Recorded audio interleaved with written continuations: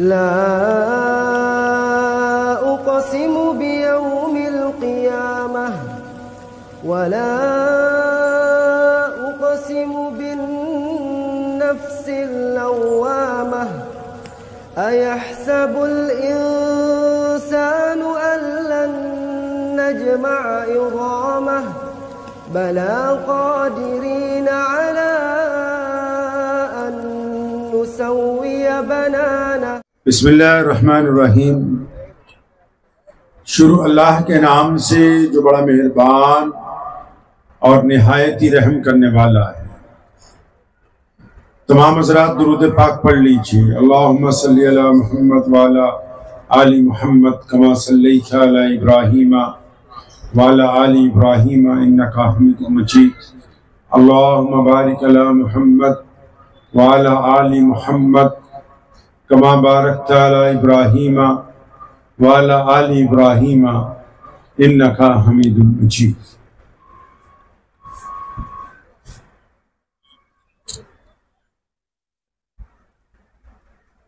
किसी ने पंजाबी में नबी अलैहिस्सलाम की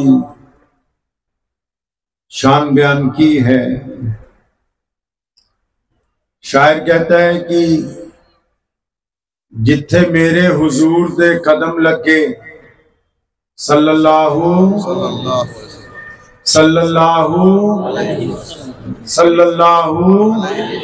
आवाज नहीं है सल्लल्लाहु कि जिथे मेरे हुजूर दे कदम लगे उस थां वर्गी कोई थां नहीं हो। जिस दियां कसमां अर्श ते रब खावे उस नाम वर्गा कोई ना नहीं हो। कहता जहां मेरे नबी अलैहिस्सलाम के कदम लग गए वैसी जगह और कोई नहीं है। और जिस नाम को अल्लाह कसम खाते ताहा यासीन मुदस्सिर कि जिथे मेरे हुजूर दे कदम लगे उस थां वर्गी कोई थां नहीं हो। ते जिस दियां कसमां अर्श ते रब खावे उस ना वर्गा कोई ना नहीं हो। ते जेड़ी मेरे हुजूर दा मुंह चूमे। कहता एक औरत है ना जो बार बार प्यारे मोहम्मद सल्लल्लाहु अलैहि वसल्लम के चेहरे पे बोसे लेती है, उसका जिक्र कर रहा है बीच में। उस खातून का जिक्र करता है जो बार बार नबी अलैहिस्सलाम के चेहरे को चूमती। कहता है कि जिथे मेरे हुजूर दे कदम लगे उस थां वर्गी कोई थां नहीं हो। ते जिस दियां कसमां अर्श ते रब खावे उस ना वर्गा कोई ना नहीं हो। ते जेड़ी मेरे हुजूर दा मुंह चूमे उस मां वर्गी कोई मां नहीं हो। चलो चलिए जालियां हेठ बइए ओदी छां वर्गी कोई छां नहीं। क्यों लाखों सलाम उस आका पर जुल्म लाखों जिसने तोड़ दिए। हो लाखों सलाम उस आका पर जुल्म लाखों जिसने तोड़ दिए। दुनिया को दिया पैगाम सकूं तूफानों के रुख मोड़ दिए। उस मोहसिन आलम ने दुनिया में क्या क्या न दिया इंसानों को। दस्तूर दिया मंशूर दिया नई राहें दी नई। सैयदना अबू बकर सिद्दीक रज़ी अल्लाह ताला अन्हु के साथ नबी अलैहिस्सलाम जब सफर पे थे हिजरत के तो भूख की शिद्दत से एक दरवाजे पर पहुंचे और उस खातून का दरवाजा खटखटाया। अंदर से खातून ने दरवाजा खोला जो उम्मे माबद के नाम से तारीख के अंदर दर्ज कर दी गई है। प्यारे मोहम्मद अलैहिस्सलाम और अबू बकर सिद्दीक साथ में उनके घर पहुंचे। भी खाने पीने के लिए कुछ है तो उसने कहा कि नहीं, क्योंकि रेवड़ अबू माबद लेके चराने के लिए चला गया तो इस वक्त तो कोई ऐसा जानवर नहीं कि जिसका ताजा दूध निकाल के पेश किया जाए। फरमाया क्या है तो कहने लगी एक बूढ़ी बकरी है, लाचार है, उसी को लाया। नबी अलैहिस्सलाम ने उसकी पुष्ट मुबारक पर जब अपना हाथ रखा और सैयदना अबू बकर सिद्दीक को कहा कि इसका दूध धोया जाए तो चुनांचे घर के सारे बर्तन भर गए। अल्लाह। अब उम्मे माबद जो है वो नबी अलैहिस्सलाम को देखती है। बुखारी और मुस्लिम में नबी अलैहिस्सलाम का जो चेहरा है, आप अलैहिस्सलाम की जो जुल्फे हैं, नबी अलैहिस्सलाम की जो आंखें हैं, पैगंबर अलैहिस्सलाम की जो हुलिया बयान किया गया वो किसी बड़े अशरा मुबशरा में से किसी सहाबी ने नहीं, उम्मे माबद ने बयान किया है। अब उम्मे माबद नबी अलैहिस्सलाम को तकती जा रही है। चुनांचे वक्त आ गया रुखसती का, प्यारे पैगंबर अलैहिस्सलाम वहां से चले गए। तो शाम को जब अबू माबद आया तो उसने उम्मे माबद से पूछा कि आज घर में कुछ अलग सी बात है, आज रौनक अलग है, खुशबू अलग है, घर में अजीब सी खुशी महसूस हो रही है, रोशनी है। अरे उम्मे माबद, हमारे घर में कौन आया था? तो उम्मे माबद जो है प्यारे पैगंबर अलैहिस्सलाम को जब मिली थी, नबी अलैहिस्सलाम को जब देखा था, इतनी खुश हुई, इतनी महब हुई कि वो नाम पूछना ही भूल गई। हजूर सल्लल्लाहु अलैहि वसल्लम का नाम पूछना भूल गई। तो जब उसके खामिद ने, अबू माबद ने पूछा, उम्मे माबद हमारे घर में ये आज अजीब सी रौनक, इतनी बेहतरीन खुशबू, ये सारी चीजें क्या है? कौन हमारे घर, क्या कोई मेहमान आया था? फरमाया हाँ, हमारे घर एक मेहमान आए थे, जैसा कभी मेहमान मैंने आज तक देखा नहीं। फरमाया अच्छा, कौन थे वो, क्या नाम था उनका? तो कहने लगी हाँ, वो उनका नाम मुबारक था। अपने पास से नाम रख लिया उम्मे माबद ने, नबी अलैहिस्सलाम का नाम रखा कि हमारे घर तो आज मुबारक आया था, जिसके आने से हवाएं बदल गई, खुशबुएं आ गई, रिज़्क की फरावानी हो गई, मुबारक थे वो, और उनका चेहरा तो चौदहवीं के चांद की तरह था।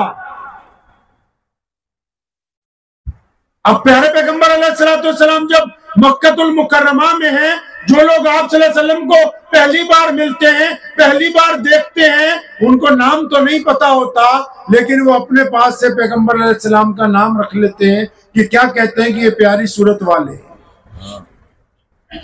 अपने पास से नाम रख लेते हैं नबी अलैहिस्सलाम का। तो चुनांचे मक्का मुकर्रमा में एक साहब बाहर से ऊंट बेचने के लिए आए। अब वो जब अपना सामान बेच चुके मंडी में, जब जाने लगे घर को, तो जिस साहब को ऊंट बेचे थे उन्होंने कहा लाओ भाई मेरे पैसे दे दो। तो ऊंट खरीदने वाला कहता है कि आज तो पैसे नहीं है, कल ले जाना, ये मेरा घर है। अब मुसाफिर है, मक्कतुल मुकर्रमा है, 1450-1500 साल पहले की बात है, ना बड़े बड़े होटल है, ना सराय है, कुछ भी तो नहीं। लेकिन फिर भी वो रुक गया किसी जंगल में, दरख्त के नीचे। अब सुबह हुई, फिर उस घर बंदे के घर गया कि भाई मैंने ऊंट बेचे थे, पैसे। तो वो कहने लगा यार अभी तो नहीं है, शाम को ले जा। शाम को गया, उसने कहा कल, फिर कल गया, उसने कहा परसों। अब करते करते 3-4 दिन गुजर गए, इसकी हालत खराब होने लगी कि ऊंट भी नहीं वापस देता, पैसे भी नहीं देता। तो उसने मक्का मुकरमा में राह चलते लोगों से पूछा कोई ऐसा है यहाँ पर जो मेरे पैसे दिलवा दे, कोई लीडर टाइप बंदा हो, कोई प्रधान हो। तो लोगों ने कहा बिल्कुल, ये बैतुल्ला में रोजाना सुबह को ये 20-25 लोग बैठते हैं, दावतें करते हैं, कहवे पीते हैं बैठ के, सारे मक्के के चौधरी तो ये, इनसे जाके मिलो, तुम्हारे पैसे दिलवा दे।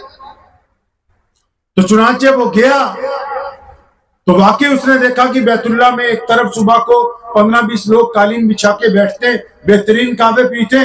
वो उनके पास गया, जाके उसने अपनी फरियाद रखी। तो उमैया वहां पर बैठा हुआ था, इस्लाम का बदतरीन दुश्मन है उमैया, अबू लहब, उतबा, वलीद, अब वहां बैठे हुए। अब उन्होंने जब इस बंदे को देखा, पूछा क्या बात है भाई? उसने कहा जी मेरे पैसे किसी ने मार लिए, मेरे ऊंट भी ले लिए, पैसे भी नहीं देता। तो उमैया ने कहा हम दिलवा देंगे भाई पैसे, क्योंकि वो दलाल था, उसका काम यही है पैसे मरे हुए निकलवाना, आधे खुद खाने आधे दूसरों को दे देंगे। अब जब उसने कहा मैं निकलवा देता हूं, पूछा किसने तुम्हारे पैसे मारे? तो इन्होंने कहा जी जो मेरा पैसे मारने वाला है उसका नाम अबू जहल है। तो उमैया जोर जोर से हंसने लगा, अच्छा उसे पता लगा भाई हमारे ही सरदार ने इसके पैसे मार रखे। तो उसके जहन में एक शरारत आई, उसके जहन में एक शरारत आई, उसने उस बंदे का हाथ पकड़ा और हमारे पैगंबर अलैहिस्सलाम रोजाना खाने काबा से टेक लगा के बैठा करते थे। तो उसने नबी अलैहिस्सलाम की तरफ इशारा करके कहा कि वो जो सफेद कपड़ों में हैं उनके पास चला जा, वो जरूर तेरा काम करते हैं। मतलब दुश्मन का भी ये ईमान है कि दरे रसूल पर अगर कोई सवाल करेगा तो ये हो नहीं सकता कि उसकी सुनी ना जाए। तो चुनाचे वो बंदा क्या करता, उसने कहा ये मेरा मजाक भी उड़ा रहे, रास्ता भी दिखा रहे। नबी अलैहिस्सलाम के पास पहुंचा और उसने दूर से जब देखा कि एक बड़े खूबसूरत चेहरे वाले प्यारे पैगंबर अलैहिस्सलाम बैठे, नाम वो भी नहीं जानता, उसने जाके फिर अपना ही अंदाज में कहा कि ये प्यारी सूरत वाले मैं आपको सलाम करता हूँ। मोहम्मद रसूलुल्लाह ने उसका चेहरा देखते हुए दो बातें कही और उसकी आंखों में आंसू आ गए। फरमाया तुम तो मुझे परेशान मुसाफिर लगते हो और साथ में भूखे भी लगते हो।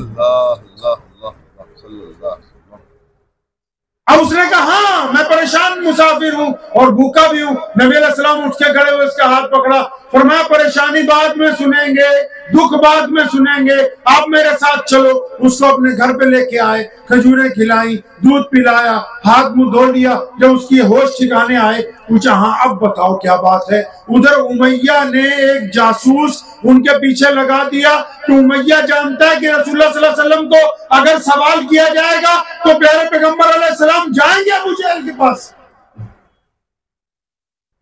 ये हो नहीं सकता कि नबी अलैहिस्सलाम के पास फरियाद लगाई गई हो और आप सल्लल्लाहु अलैहि वसल्लम उसकी फरियाद को अधूरा छोड़ दें। अब उमैया ने तो इसलिए ये काम किया कि नबी अलैहिस्सलाम का दुश्मन है अबू जहल और वो चाहता है कि एक लड़ाई हो जिसमें नौज़ुबिल्लाह खूनरेजी हो जाए और जो बाद में मसला होना है वो आज ही हो जाए। बस उसने इस इरादे के साथ नबी अलैहिस्सलाम की तरफ उसको भेजा था। अभी तक नबी अलैहिस्सलाम के पास जब वो बंदा पहुंचा, आप सल्लल्लाहु अलैहि वसल्लम ने उसकी तवाज़ो की, फिर पूछा आप बता तेरे पैसे किसने मारे।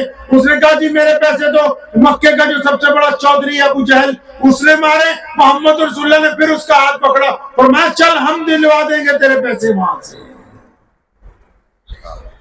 जो लीडर हैं, जो चौधरी हैं, वो सुनो, पता ये लगा कि किसी गरीब का काम करवाने के लिए उसके साथ चल के मजलूम की मदद के लिए जाना, ये भी रसूलुल्लाह सल्लल्लाहु अलैहि वसल्लम की सुन्नत है। माशाअल्लाह माशाअल्लाह, जिंदाबाद।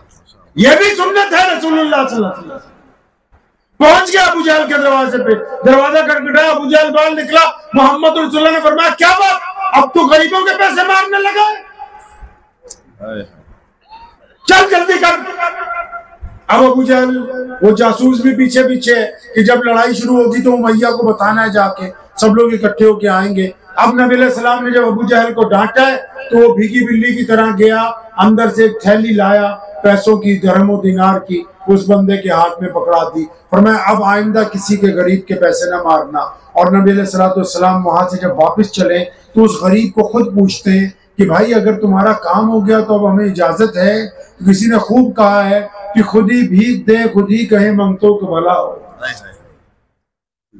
खुद ही भीख दें और खुद ही कहें मंगते का भला हो। तो नबी अलैहिस्सलाम पूछते मैं जाऊं, तो उसने नबी अलैहिस्सलाम का दामन मुबारक पकड़ के कहा कि ये प्यारी सूरत वाले मुझे नाम आपका नहीं पता। फरमाया वही मोहम्मद रसूलुल्लाह, अल्लाह का सच्चा नबी, मक्का के लोग जिसके दुश्मन हैं। फरमाया हाँ या रसूलुल्लाह, लेकिन मैंने दुश्मनों से एक बात सुनी थी कि मोहम्मद सल्लल्लाहु अलैहि वसल्लम को मत मिलना, अगर कोई उनको मिल ले तो वो उन्हीं का हो जाता है। या रसूलुल्लाह अब तो मैं आपको मिल चुका हूँ, अब आप मुझे अपना बना लीजिए। माशाअल्लाह, जिंदाबाद।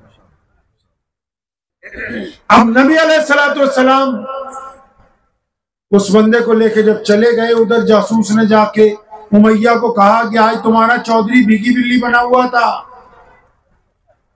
तुम तो कहते थे मार देगा, कत्ल कर देगा, ये कर देगा, आज तो हालत तब्दील हो गई। तो जाके सबने पूछा अबू जहल से वे आज क्या कर दिया तुमने। तो कहने लगा आज जब मोहम्मद आए, जब उन्होंने सल्लल्लाहु अलैहि वसल्लम ने मुझे कहा कि इसके पैसे दो, तो हवा में उनके सर पे एक अज़दहा लहरा रहा था फन फैलाए हुए, और मेरा यकीन था अबू जहल आज अगर तूने रसूलुल्लाह की बात न मानी है तुझे निकल जाएगा। तो कहने लगा मैंने तो अपनी जान बचाई आज। प्यारे मोहम्मद अलैहिस्सलाम एक रास्ते से गुजरते हैं रोजाना, एक गुलाम चक्की पीसता है और एक दिन गुजरे गुलाम रो रहा है। प्यारे पैगंबर अलैहिस्सलाम ने पूछा क्यों रोता है? कहने लगा जी मुझे बुखार चढ़ा हुआ है। फिर फरमाया चक्की क्यों चलाता? कि मालिक कहता है कि सुबह तक आटा नहीं पिसा तो तेरी खाल उधेड़ी। नबी अलैहिस्सलाम ने उनकी बात सुनी, फरमाया कोई बात नहीं, हम तुम्हारी मदद करेंगे। तो आप सल्लल्लाहु अलैहि वसल्लम घर तशरीफ ले गए। उधर वो गुलाम क्या सोचता है? सोचता है बहुत सारे लोग गुजरते हैं और मुझे पूछते हैं, लेकिन आज तक मदद के लिए तो कोई नहीं आया। इन्होंने भी मुझसे पूछा है, अभी सोच ही रहा है कि प्यारे मोहम्मद अलैहिस्सलाम वापस आ गए। एक हाथ में ताजा खजूर है, एक हाथ में दूध का प्याला है। आप सल्लल्लाहु अलैहि वसल्लम ने उस गुलाम को खजूरें खिलाई, दूध पिलाया, फरमाया अपने बिस्तर पे लेट जा और आराम कर ले। उस गुलाम ने कहा, ए सौनी सूरत वाले, मुझे तो आपका नाम नहीं पता, लेकिन मुझे ये तो बताओ, अगर मैं आराम करने लगा तो चक्की कौन चलाएगा? और अगर चक्की नहीं चली तो मेरा मालिक सुबह को मारेगा। सुनो मुसलमानों, मोहम्मद सल्लल्लाहु अलैहि वसल्लम ने फरमाया था कि तुम अपनी जगह आराम कर लो, चक्की मैं तुम्हारी जगह चला। नबी अलैहिस्सलाम 3 दिन लगातार चक्की चला रहे हैं और उस गुलाम को खाना खिला के, अच्छी खुराक खिला के आराम करने का मौका दे रहे हैं। प्यारे पैगंबर अलैहिस्सलाम खाना काबा में पहुंचे और नबी अलैहिस्सलाम ने खाना काबा के चाबी बरदार उस्मान बिन तला को कहा कि इब्ने तला जरा बैतुल्लाह की चाबी दो, मैं 2 रकात नमाज पढ़ना चाहता हूं। अब इब्ने तला ने तल्ख बात कह दी आगे से, कहने लगा अगर कुरैश का बच्चा भी आ जाए तो मैं उनको चाबी दे दूंगा, आपको चाबी नहीं दूंगा। तो नबी अलैहिस्सलाम ने ये नहीं कहा कि तुम मेरे पुराने जानने वाले हो, मेरे मोहल्लेदार हो, ये हो वो नहीं। सुनो प्यारे पैगंबर अलैहिस्सलाम कितनी गैरत वाले थे। अपना सीधा हाथ उठाया और इब्ने तला के कंधे पे थपकी मारी, फरमाने लगे उस्मान बिन तला, याद रखना एक वक्त आएगा ये चाबी तुमसे हम ले लेंगे वापस। फरमाया ले लेंगे एक दिन चाबी तुमसे वापस। नबी अलैहिस्सलाम ने एक दिन अचानक रात को अल्लाह के हुक्म से इरादा किया जब हिजरत का, और सैयदना अबू बकर सिद्दीक के दरवाजे पर पहुंचे। फरमाया अबू बकर, इतनी में अंदर से आवाज आई लब्बैक या रसूलुल्लाह। नबी अलैहिस्सलाम हैरान हुए। फरमाया अबू बकर क्या आप जाग रहे थे? फरमाया जी या रसूलुल्लाह, आपने 1 महीना पहले कहा था कि अबू बकर तैयार रहना, किसी भी रात को जाना होगा। उस दिन से अबू बकर किसी रात में सोया ही नहीं, दरवाजे से टेक लगा के खड़ा रहता है कि ना जाने कब मेरे प्यारे रसूलुल्लाह की सदा बुलंद हो जाए। लेकिन मेरे नबी यहां भी गैरत वाले हैं। दोस्ती अपनी जगह, रिश्तेदारी अपनी जगह, मोहब्बत अपनी जगह, इंतहा पर है। लेकिन जब 2 सवारियां लाई गई, या रसूलल्लाह एक बेहतरीन घोड़ा आपके लिए पाल के तैयार किया, एक अपने लिए। फरमाया अबू बकर जो हमारे लिए तैयार किया गया हम उसकी कीमत दे के उस पर सवारी करेंगे, क्योंकि मोहम्मद रसूलुल्लाह गैरत वाले नबी हैं। तो अगर कभी सवारी से दुर्रा भी नीचे गिर गया, सहाबा दौड़े उसको उठाने के लिए। मोहम्मद रसूलुल्लाह खुद उतरे हैं, उतर के अपना सामान उठाया, क्योंकि वो गैरत वाले नबी हैं, वो एहसान लेना किसी का पसंद नहीं करते। प्यारे पैगंबर अलैहिस्सलाम जब निकले हैं मक्कातुल मुकर्रमा से, तो अबू जहल को पता लग गया, चारों तरफ शोर मच गया, रसूलुल्लाह सल्लल्लाहु अलैहि वसल्लम कहां चले गए, क्योंकि अबू जहल और उसके साथी नबी अलैहि सलाम को नुकसान पहुंचाना चाहते हैं। जब शोर मच गया तो नबी अलैहि सलाम सैयदना अबू बकर सिद्दीक के साथ सवारियों को छोड़ के सीधा एक गार के अंदर आप अलैहिस्सलाम पनाह लेने के लिए तशरीफ ले गए। अब सुनो मुसलमानों, अबू जहल भी परेशान, उतबा भी परेशान, वलीद भी, उमैया भी, अबू लहब भी, अब्दुल्ला बिन जिदान भी, सारे बड़े दुखी हैं। क्यों? वो मोहम्मद सल्लल्लाहु अलैहि वसल्लम हाथ से निकल गए। अब चारों तरफ उन्होंने अपने बदमाश गुंडे फैला दिए। किसको ढूंढना है? मोहम्मद सल्लल्लाहु अलैहि वसल्लम को ढूंढना है। चारों तरफ किलोमीटरों तक फैल गए, लेकिन नबी अलैहि सलाम कहीं मिल नहीं रहे। एक दिन गुजरा, दूसरा दिन गुजरा, तीसरा दिन गुजरा, नबी अलैहि सलाम का कहीं पता नहीं लगता। लेकिन अचानक एक दिन एक मुखबर ने अबू जहल को इत्तला दी कि ये तो पता नहीं लग रहा कि रसूलुल्लाह सल्लल्लाहु अलैहि वसल्लम कहाँ हैं। लेकिन ये पता लग गया कि उन तक खाना कौन पहुंचाता है, कौन है जो रसूलुल्लाह सल्लल्लाहु अलैहि वसल्लम की मदद कर रहा है। अबू जहल ने पूछा कौन है भाई? तो मुखबर ने कहा कि वो अबू बकर सिद्दीक की बेटी है ना, अस्मा। सैयदना अबू बकर सिद्दीक का घर कोई मामूली घर तो था नहीं, शहजादे थे, मक्के के रऊसा में से थे, बादशाहों में से थे, मक्कातुल मुकर्रमा के बड़े कबीले के मालिक, बेहतरीन अंदाज से बचपन से जिंदगी गुजारने वाले। उनके तो बच्चे बच्चे को मक्के की हुकूमत जानती है कि कौन किसका बेटा किसकी बेटी।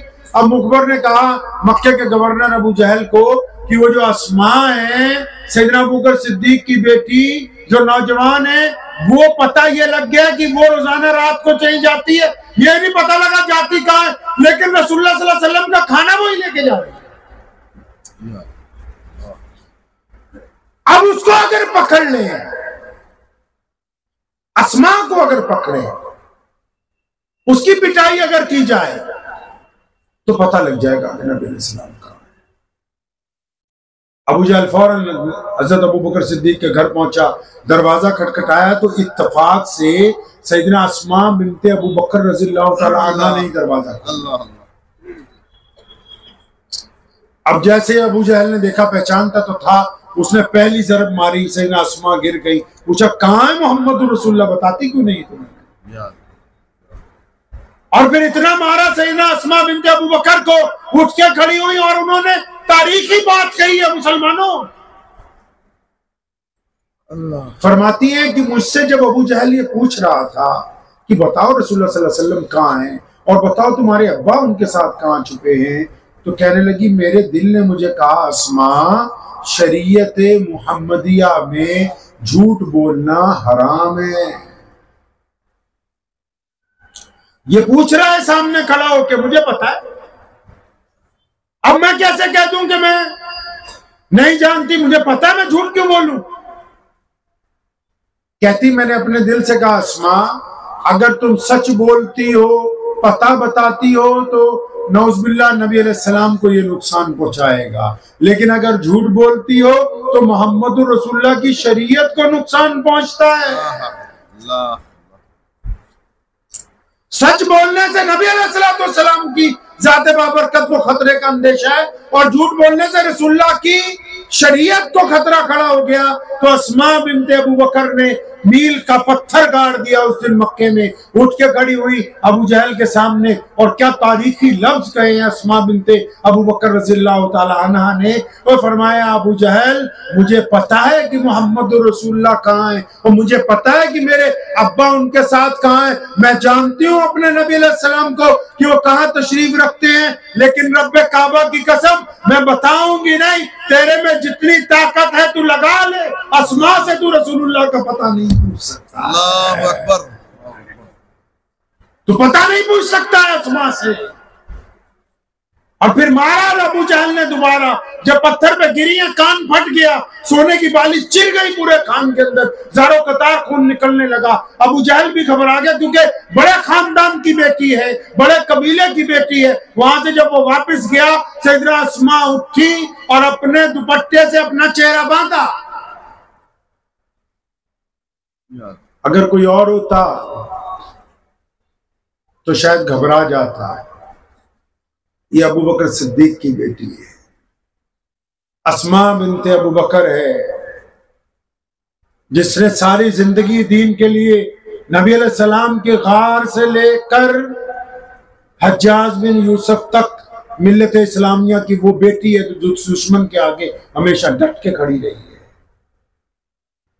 फरमाती हैं कि मैंने अपना चेहरा अपने जख्म को दुपट्टे से बांधा, फिर चूल्हा जलाया, फिर ताज़ा खाना तैयार करने लगी। अपनी अम्मा को नहीं कहा, बहनों को नहीं कहा। कि क्यों नहीं कहा? कि अगर मैं इनको कहूंगी कि अस्मा की पिटाई हुई है, अस्मा जख्मी है, तो ये कहेंगे आज तू रहने दे, तेरी जगह ये खिदमत हम अंजाम दे सकती हैं। यानी जख्मों को भी बर्दाश्त कर रही है, लेकिन फिर भी चाहती है कि रसूलुल्लाह सल्लल्लाहु अलैहि वसल्लम की ये जो खिदमत मेरे जिम्मे लगी है खाना पहुंचाने की, अस्मा बिनते अबू बकर के पास ही। रात के दूसरे पहर तीसरे पहर सख्त अंधेरे में नबी अलैहिस्सलाम और अपने वालिद मोहतरम के लिए खाना बना के जब गार में पहुंची तो सैयदना अबू बकर सिद्दीक ने जब करीब से अपनी बेटी की हालत को देखा, उनके कपड़ों को देखा, चेहरे को देखा, खून लगा हुआ देखा, पूछा अस्मा बेटा क्या बात हुई? तो अस्मा क्या कहती है, अब्बू जी कोई बात नहीं, कोई इतनी बड़ी अहम बात नहीं हुई है, आप नबी अलैहिस्सलाम के लिए खाना पेश फरमाइए। नबी अलैहिस्सलाम ने ये बात सुन ली। आप सल्लल्लाहु अलैहि वसल्लम ने फरमाया अस्मा बेटा बताती क्यों नहीं अपने अब्बू को, क्या बात है? नबी अलैहिस्सलाम की बात पर सैयदना अस्मा बिनते अबू बकर के आंसू निकल आए। फरमाया या रसूलल्लाह सारे मक्के के बदमाश इकट्ठे होकर आए थे और मुझ पर तशद्दुद किया और मुझे पूछा कि कहाँ है तुम्हारे मोहम्मद रसूलुल्लाह? कहती है या रसूलुल्लाह सल्लल्लाहु अलैहि वसल्लम रब्बे काबा की कसम अस्मा बिनते अबू बकर ने जुल्म तो बर्दाश्त किया है लेकिन रसूलुल्लाह का पता नहीं बताया है। नबी अलैहिस्सलाम ने बारहा कहा है, मुतअद्दिद मर्तबा पैगंबर अलैहिस्सलाम ने फरमाया मैंने सबका बदला चुका दिया है। इस्लाम पर जिन लोगों ने एहसान किए सबका बदला चुका दिया सिवाय अबू बकर के। फरमाया रोज़े क़यामत को मीज़ान पर मैं जब खड़ा रहूंगा तब अपने रब से कहूंगा कि मेरे रब मैंने सबके बदले चुकाए, अबू बकर का बदला आप अपनी शान के मुताबिक अता किया। नबी अलैहिस्सलाम जब मक्कातुल मुकर्रमा से निकले,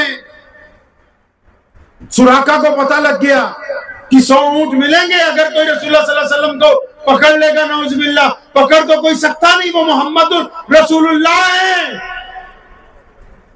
उनकी जो अजमत है, उनकी जो ताकत है, उनकी जो नबी अलैहिस्सलाम की शान है, दुनिया की कोई ताकत उसका बराबरी नहीं कर सकती। आपने कुछ मौलवियों से सुना होगा नबी अलैहिस्सलाम का लक़ब उम्मी है। उम्मी का मतलब वो कि जिसका कोई उस्ताद नहीं होता, लेकिन मुफस्सरीन ने कहा कि जब प्यारे पैगंबर अलैहिस्सलाम विलादत हुई है अपनी वालिदा के पास से, तो नबी अलैहिस्सलाम ने पूरी ताकत लगा के सजदा किया, बकायदा आम इंसानों की तरह बचपन में उस पहले घड़ी में दुनिया में तशरीफ लाते हुए अपने रब के आगे सजदा किया। और जब पैगंबर अलैहिस्सलाम ने सजदा किया था तो उसे एक लम्हे में पूरी कायनात में जितने नबी हैं उन सब का इल्म, और कायनात में जितने राज हैं उनका इल्म, और पूरी कायनात में जितने उलूम हैं उनका इल्म, जमीन और आसमान में जो कुछ है वो सब रसूलुल्लाह के सीने के अंदर मुंतकिल कर दिया गया। वो कायनात के पहले उस्ताद हैं जो कामिल हैं, और ना उनसे पहले कोई ऐसा था और ना उनके बाद अब क़यामत तक कोई ऐसा आने वाला है। शेख सादी ने कहा ना कि मैंने कोशिश की कि मैं रसूलुल्लाह सल्लल्लाहु अलैहि वसल्लम की शान बयान करूं, और फरमाते बहुत कुछ लिखा लेकिन दिल को तसल्ली नहीं हुई। आखिर एक दिन एक शेर लिखा और कलम को तोड़ दिया। क्या कहा सादी ने? कहने लगे कि बाद अज खुदा। सादी ने कहा मैंने बहुत कुछ लिखा, आपकी जुल्फों पर, आपके लब पर, आपकी आंखों पर, आपकी मोहर नबूवत पर, आपके कंधों पर, आपके कदमों पर हमेशा लिखा, लेकिन दिल को तसल्ली नहीं हुई। आखिर में लिखा कि बाद अज खुदा बुजुर्ग तुई। कहने लगे कि सादी का भी ईमान है कि अल्लाह के बाद अगर कायनात में कोई है तो सिर्फ रसूलुल्लाह सल्लल्लाहु अलैहि वसल्लम। नबी अलैहिस्सलाम ने सुराका को देखा, जब करीब आया उसका घोड़ा जमीन में धंस गया। फरमाया क्या करता है तू? हम तो तेरे लिए बशारतें लेके आए। फरमाया सुराका हम तो तेरे हाथों में कैसरो किसरा के कंगन देख रहे। बादशाह जो थे तो पुराने दौर के बड़े बड़े सोने के जवाहरात बाजुओं पे पहनते थे। सुराका ने माफी मांगी, कलमा पढ़ा, ईमान ले आया। अब सुराका की उम्र 90 साल के करीब है। उमर बिन खत्ताब का दौरे नबूवत चल रहा है। उसके बच्चे कहते हैं अब्बा पता नहीं कब जान निकल जाए। फरमाया हरगिज नहीं निकल सकती। रसूलुल्लाह ने कहा था किसरा के कंगन आएंगे, तुझे पहनाए जाएंगे, जब तक कंगन ना आ जाए तब तक सुराका की जान निकलने वाली है। और फिर जिस दिन कंगन आए, खालिद बिन वलीद रज़ियल्लाहु ताला अन्हु ने कैसरो किसरा को फतह किया, कंगन मदीना मुनव्वरा भेजे। अब हजरत उमर फारूक ने हजरत सुराका के पोतों को कहा बुलाओ अपने दादा को। कहने लगे वो तो बिस्तर से उठ नहीं सकते। फरमाया बस कान में इतना जाके बोलना कि कंगन आ गए हैं। वो दौड़े चले आए कि मोहम्मदुर रसूलुल्लाह की बशारत। अब नबी अलैहिस्सलाम मदीनातुल मुनव्वरा जब पहुंचे हैं प्यारे पैगंबर अलैहिस्सलाम, अब मदीनातुल मुनव्वरा पहुंचते ही नबी अलैहिस्सलाम ने क्या किया? नबी अलैहिस्सलाम ने मदीना मुनव्वरा में पहुंचते ही जब नबी अलैहिस्सलाम का इस्तकबाल हुआ है मदीने में। अच्छा, आपको पता है कि नबी अलैहिस्सलाम का मदीने में ये जोरदार इस्तकबाल क्यों था? बहुत सारे लोग जानते होंगे कि पहले से बहुत से अंसार मुसलमान हो चुके हैं, लेकिन राज की बात बहुत कम लोगों को पता है। नबी अलैहिस्सलाम का मदीने में जबरदस्त इस्तकबाल इसलिए है, अंसार पहले से इसलिए मुसलमान हो रहे हैं, मदीने के लोगों को मोहम्मद रसूलुल्लाह का इंतजार इसलिए है क्योंकि सैयदा आमना मदीना की रहने वाली हैं, मोहम्मद रसूलुल्लाह अपने ननिहाल की तरफ हिजरत कर रहे हैं। मदीना मेरे नबी अलैहिस्सलाम का ननिहाल है। हजरत अब्दुल्ला सैयदा आमना से निकाल लेने के लिए मदीना मुनव्वरा तशरीफ लेके गए थे। और अगली राज की बात यह है कि मदीना से में जहां प्यारे पैगंबर सल्लल्लाहु अलैहि वसल्लम का आज रोजा है, उससे चंद कदम फासले पे मेरे प्यारे पैगंबर अलैहिस्सलाम के अब्बू जान की कब्र भी मदीनातुल मुनव्वरा में है, क्योंकि वो अपने ससुराल में जिन दिनों रह रहे थे शिद्दत बुखार की वजह से हजरत का वहीं पर विसाल हुआ। मोहम्मद रसूलुल्लाह के अब्बू जान की कब्र भी मदीनातुल मुनव्वरा में। तो जब हिजरत करके मदीना पहुंचे वहां तो खुशियां हैं कि सैयदा आमना के लाल आ रहे हैं। मोहम्मद रसूलुल्लाह सल्लल्लाहु अलैहि वसल्लम जब पहुंचे बड़ी खुशियां मनाई गई, चारों तरफ से लोग आने शुरू हो गए और उधर से मुहाजिरीन भी आ गए, अंसार भी आ गए। तो प्यारे पैगंबर अलैहिस्सलाम ने क्या कहा? शायद आपको नहीं पता होगा, बुखारी में लिखा हुआ है। हमारे यहाँ तो लोगों ने कहा ना कि सियासत तो सिर्फ लीडरों का काम है, दीन का काम नहीं है, लेकिन यहाँ नबी अलैहिस्सलाम जब मदीनातुल मुनव्वरा में पहुंचे तो प्यारे पैगंबर अलैहिस्सलाम ने पूछा कि हम लोग कितने हैं? फरमाया या रसूलल्लाह इतने हैं। फरमाया गवर्नमेंट लोकल किसकी है? फरमाया यहूदियों की है। तो फरमाया उनके साथ रहने का कोई मुआहिदा नामा ही लिख लिया जाए ताकि ये हुकूक तय हो जाए। नबी अलैहिस्सलाम ने उम्मत को ये तरबियत दी है कि आप जहां भी रहेंगे सिर्फ मजहबी जिंदगी में नहीं रहेंगे, आप समाजी जिंदगी में भी होंगे, आप सियासी जिंदगी में भी होंगे, आप माशरती जिंदगी में भी होंगे, आप कारोबारी जिंदगी में भी होंगे, ताकि तमाम जिंदगियों को मिला के एक बेहतरीन नमूना कायनात के सामने पेश किया जाए। अब नबी अलैहिस्सलाम ने मुआहदानामा लिख लिया। उसके बाद क्या किया? मस्जिद नबी की तामीर जब शुरू होने लगी तो प्यारे पैगंबर अलैहिस्सलाम ने एक हैरत की बात की। नबी अलैहिस्सलाम ने जब मस्जिद नबी की चार दीवारी उठने शुरू हुई, नबी अलैहिस्सलाम खुद तामीर करवा रहे हैं, खुद पत्थर उठाते हैं, लेकिन इसके साथ ही नबी अलैहिस्सलाम ने अपने मुसल्ले से करीब तर एक चबूतरा बनवाना शुरू कर दिया। अब सहाबा पूछते हैं या रसूलल्लाह ये चबूतरा किस काम के लिए है?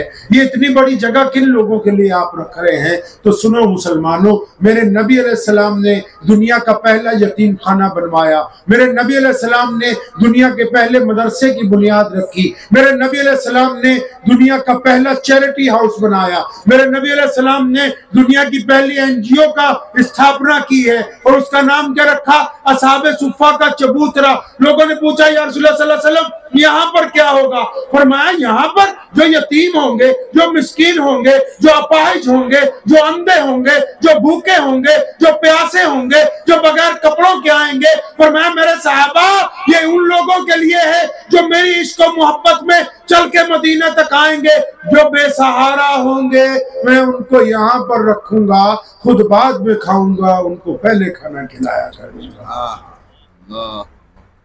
यानी नबी अलैहिस्सलाम ने कायनात की पहली एनजीओ की स्थापना कर दी मस्जिद नबी में कि हम गरीबों की मदद करेंगे, हम भूखों को खाना खिलाएंगे, हम अपाहिजों के साथ में उनकी बैसाखी बनकर खड़े हो जाएंगे, हम मजलूमों की मदद करेंगे, हम जिनके सिर पर छत नहीं होगी हम उनको छत देंगे। आप भी बताओ खूबसूरत मस्जिदों के मालिकों, क्या तुम्हारी मस्जिद में भी कोई ऐसा यतीम खाना मौजूद है?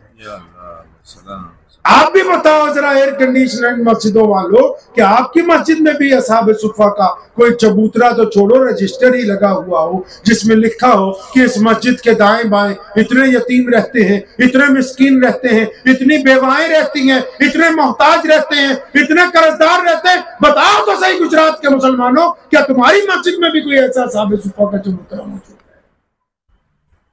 पैगंबर सल्लल्लाहु अलैहि वसल्लम ने कहा, हमने कहा दीन अलग है, दुनिया अलग है, चौधरी और सदर बताएंगे कि मस्जिद कैसे चलेगी। यहाँ मोहम्मद और रसूलुल्लाह कहते हैं कि हम बताएंगे कि रसूलुल्लाह सल्लल्लाहु अलैहि वसल्लम का दीन कैसे चलेगा। हमने कहा कि हम तो सबसे ज्यादा ज़कात बांटने वाले, और कुछ मौलवियों ने भी कहा ज़कात दोगे बहुत ज्यादा सवाब मिलेगा। अरे दोगे किस तरह जिसका सवाब तुम्हें मिल जाए? वो किस अंदाज से दोगे? नबी अलैहिस्सलाम ने तो कभी जिंदगी में ज़कात नहीं दी। करोड़ों रुपए आए, बाद ज़कात बोरियां भर भर के नबी अलैहिस्सलाम की खिदमत के आप सल्लल्लाहु अलैहि वसल्लम के पैरों में रख दी गई। नबी अलैहिस्सलाम ने सूरज डूबने से पहले सारी की सारी सदका कर दी। लेकिन जिन सहाबा पर ज़कात वाजिब हो गई उनसे पूछो तो सही कि तुम्हारे पैगंबर सल्लल्लाहु अलैहि वसल्लम ने मदीनतुल मुनव्वरा में ज़कात बंटवाई कैसे, दी कैसे है वहां पर ज़कात? अब पता लगा कि सैयदना अबू बकर सिद्दीक की ड्यूटी लगाई रसूलुल्लाह सल्लल्लाहु अलैहि वसल्लम ने। किस बात की ड्यूटी लगाई? कि अबू बकर जाओ ज़कात इकट्ठी करो। या रसूलुल्लाह इकट्ठी तो करनी है, करनी क्या है? फरमाया इकट्ठी करके मस्जिद में लाओ। कहां लेके आओ? मस्जिद में। बाज़ हजरात, कुछ हजरात इस गुफ्तगू को जब सुनते हैं वो सोचते हैं शायद मदरसे वालों की मुआफकत में ये बात नहीं। मदारिस अपनी जगह चलते रहेंगे, लेकिन इस्लाम में जो सुन्नत तरीका है उसको तो अपनी जगह कायम रखना पड़ेगा। सैयदना अबू बकर सिद्दीक को कहा ज़कात इकट्ठी करो। कहां लानी है? फरमाया मस्जिद में। मस्जिद में क्या करेंगे ज़कात का? हुक्म हुआ कि जो मस्जिद के पड़ोस में गरीब हैं पहले उनको देखेंगे ना,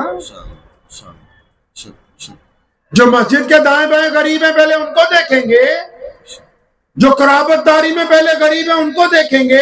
सच सच बताओ, क्या इस सूबे में कोई गरीब ही नहीं है, कोई मिस्कीन ही नहीं है? मैं मानता हूं पूरी दुनिया को देते रहिए, अल्लाह आपको खूब दे, लेकिन जो आपके कुर्बो जवाहर में रहते हैं उनकी खबरगिरी कौन करेगा? ये 5000 किलोमीटर पे सदका देने वालों, जो तुम्हारे करीब में तुम्हारे भाई बहन मोहताज हैं, उनकी खबरगिरी कौन करेगा? कुछ लोग इसलिए ये मसला नहीं बताते, हमारा चंदा कैसा होगा? जो किस्मत में लिखा है वो आता रहेगा, मदारिस बंद होने वाले नहीं। लेकिन तुम बताओ मुसलमानों कि अपने पड़ोस के गरीबों का, चाहे वो मुसलमान है या गैर मुस्लिम है, तुम बताओ मुसलमानों कि तुम्हारे खानदान में जो गरीब है, तुम्हारे भाई बहनों में जो गरीब है, तुम्हारे आमने सामने जो गरीब है, जिनको 2 वक्त की रोटी मुयस्सर नहीं, जो सफेद कपड़ों की वजह से अपना हाथ नहीं फैलाते, क्या कभी सुन्नत के मुताबिक उनकी खबरगिरी भी की है? क्या कभी उनको भी पूछा है कि नहीं पूछा है? या 8000, 10,000, 15,000 का मौलवी रख के बस दीन की खाना पूरी कर रहे हैं कि इसके अलावा ये भी पूछा है कि उस इमाम मस्जिद की भी कोई जरूरत है कि नहीं है? क्या अपने गांव की उस बेवा को कभी पूछा है कि जिसका पता है तुम्हें कि मोहताजी में जिंदगी गुजारती है, कि हम छुप के जाएं और रात के किसी पैर एक लिफाफा भर के पैसों का इसके घर में फेंक दें ताकि इसकी इज्जत भी महफूज रहे, हमारा रब भी हमसे राजी हो जाए? नहीं नहीं बोले, जब तक जलसे में सदर साहब का ऐलान नहीं हो जाता कि मियाँ साहब ने 10 लाख रुपए 5 लाख रुपए दिए हैं, उस वक्त तक तो रोटी हजम होने वाली है। यह मोहम्मद और रसूलुल्लाह का दीन। प्यारे पैगंबर अलैहिस्सलाम मस्जिद नबी में तशरीफ फरमाए, हातिम ताई की बेटी को गिरफ्तार करके लाया गया। नबी अलैहिस्सलाम ने दूर से देखा कि एक बेटी आ रही, उसके सर पे दुपट्टा नहीं, और हातिम की बेटी के मुतालिक हदीस में आता है कि नबी अलैहिस्सलाम ने फरमाया कि हातिम से अल्लाह राजी था, इतना बांटता था अल्लाह के रास्ते में। नबी अलैहिस्सलाम की मबूस होने से पहले हातिम का इंतकाल हो गया। जब उसकी बेटी को पकड़ के लाए, नबी अलैहिस्सलाम ने दूर से देख लिया, ये नहीं पता कि हातिम की बेटी, बस इतना पता लग गया कि एक बेटी को गिरफ्तार करके ले आ जा रहा है। तो नबी अलैहिस्सलाम ने अपनी रहमत वाली चादर उतारी और एक सहाबी को दी, फरमाया दौड़ के जाओ, वो जो बिटिया आ रही है उसके सर को ढांप दो इसके साथ। अब उस सहाबी ने अजराए मोहब्बत, अजराए अकीदत ये बात कही कि अगर ये चादर की बजाय मैं अपनी चादर दे दूं तो ये तो चादर आपकी ताहा यासीन वाली चादर, मुदस्सिर वाली चादर। तो नबी अलैहिस्सलाम नाराज हुए, फरमाया सुनो आज तो ये बात कही, आइंदा मत कहना। बेटी सिर्फ बेटी होती है, चाहे वो अपनी हो या फिर किसी और की हो, इसलिए हमारी चादर से उस बेटी का सर ढांपा है। और जब उसका सर ढांपा गया वो रोने लगी, या रसूलुल्लाह सल्लल्लाहु अलैहि वसल्लम मैं तो आपके पास आके कुछ सवाल करने वाली थी, लेकिन आपके इस अमल ने ये बता दिया कि आप जमीन के बादशाह बनकर नहीं आए, आप दिलों के शहंशाह बनकर तशरीफ लेके आए। अब नबी अलैहि सलाम जब कोई काम करते हैं सहाबा से मशवरा करते हैं। आज एक बेटी आई है तो नबी अलैहिस्सलाम ने मशवरा नहीं किया, पूछा बेटा क्या चाहिए? उसने कहा या रसूलुल्लाह सल्लल्लाहु अलैहि वसल्लम मेरे साथी जो मेरे साथ हैं उनको आप रिहा कर दें। सब नबी अलैहिस्सलाम ने हुक्म दिया कि बिटिया के लिए नई सवारी लाओ, कपड़े लाओ, ज़्यादा राह लेके आओ, खाने पीने का सामान लाओ।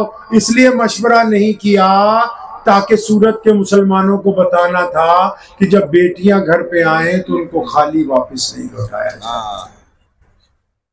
प्यारे पैगंबर अलैहिस्सलाम से जब उनकी बहन हज़रत शीमा रज़ी अल्लाह तआला अन्हा मिलने आई है एक मैदान में, साहबा ने अर्ज़ की या रसूलल्लाह एक औरत बाहर खड़ी है, ज़ईफ़ुल उम्र हो गई, वो कहती कि मैं तुम्हारे नबी की बहन हूँ। आप सल्लल्लाहु अलैहि वसल्लम ने फरमाया मैं तो अपनी अम्मा का अकेला ही बेटा था। वो कौन है? फरमाया हज़रत वो अपना नाम शीमा बताती। फरमाया हाँ वो मेरी रज़ाई बहन है, मेरे सैयदा हलीमा सादिया की बेटी है, हम दोनों ने एक ही माँ का दूध पिया है, उसको बुलाओ वो हमारी बहन है। जब मिलने के लिए आई फरमाया बहुत बूढ़ी हो गई हो, मैं तुम्हें अपने घर में रखूंगा, खादमाएं लगा दूंगा, मदीने में रहो। फरमाया नहीं या रसूलल्लाह मुझे वापस जाना है, मैं अपने कबीले वालों को छुड़वाने आई हूँ। नबी सल्लल्लाहु अलैहि वसल्लम हर काम में मशवरा करते। आज जब बहन आई फिर कोई मशवरा नहीं। फरमाया मेरी बहन को सवारियां दो, इसके साथियों को रिहा करो, साजो सामान दो, खाने पीने की चीजें दो, नए कपड़े दो, ताकि मुसलमानों पूरी दुनिया के इंसानों को बताना था कि जब बहनें घर आए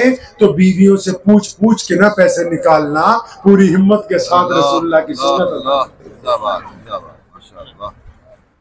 प्यारे पैगंबर मोहम्मद रसूलुल्लाह सल्लल्लाहु तआला अलैहि वसल्लम की ज़ात गिरामी, नबी की शान ये है।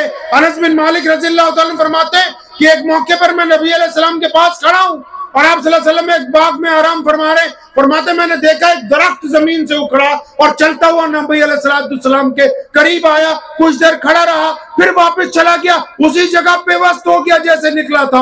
आप सल्लल्लाहु अलैहि वसल्लम जब उठे मैंने कहा या रसूलल्लाह आज तो हैरत की बात देखी। सल्लल्लाहु अलैहि वसल्लम फरमाया क्या देखा? फरमाया वो दरख्त उखड़ के आया, आपके पास खड़ा रहा और वो फिर वापस जाके वहीं पे बस हो गया। फरमाया हाँ अनस मेरे बेटे, उसने अल्लाह से, अल्लाह के इज़्न से, अल्लाह से इजाजत मांगी थी कि रसूलुल्लाह को सलाम पेश करना है, वो अल्लाह से इजाजत लेके मुझे सलाम पेश करने के लिए आया। प्यारे पैगंबर मोहम्मद रसूलुल्लाह कहिए सल्लल्लाहु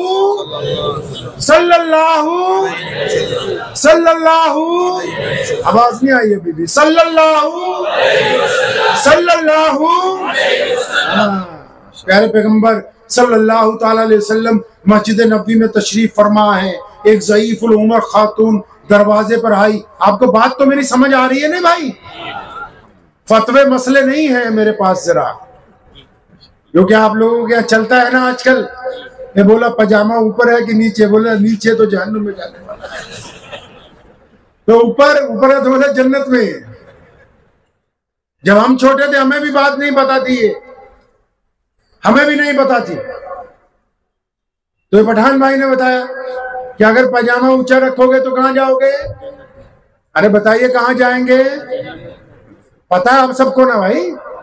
अरे मालूम है कि नहीं? हजरत ये सब लोकल मुफ्ती है। लोकल मुफ्ती समझ,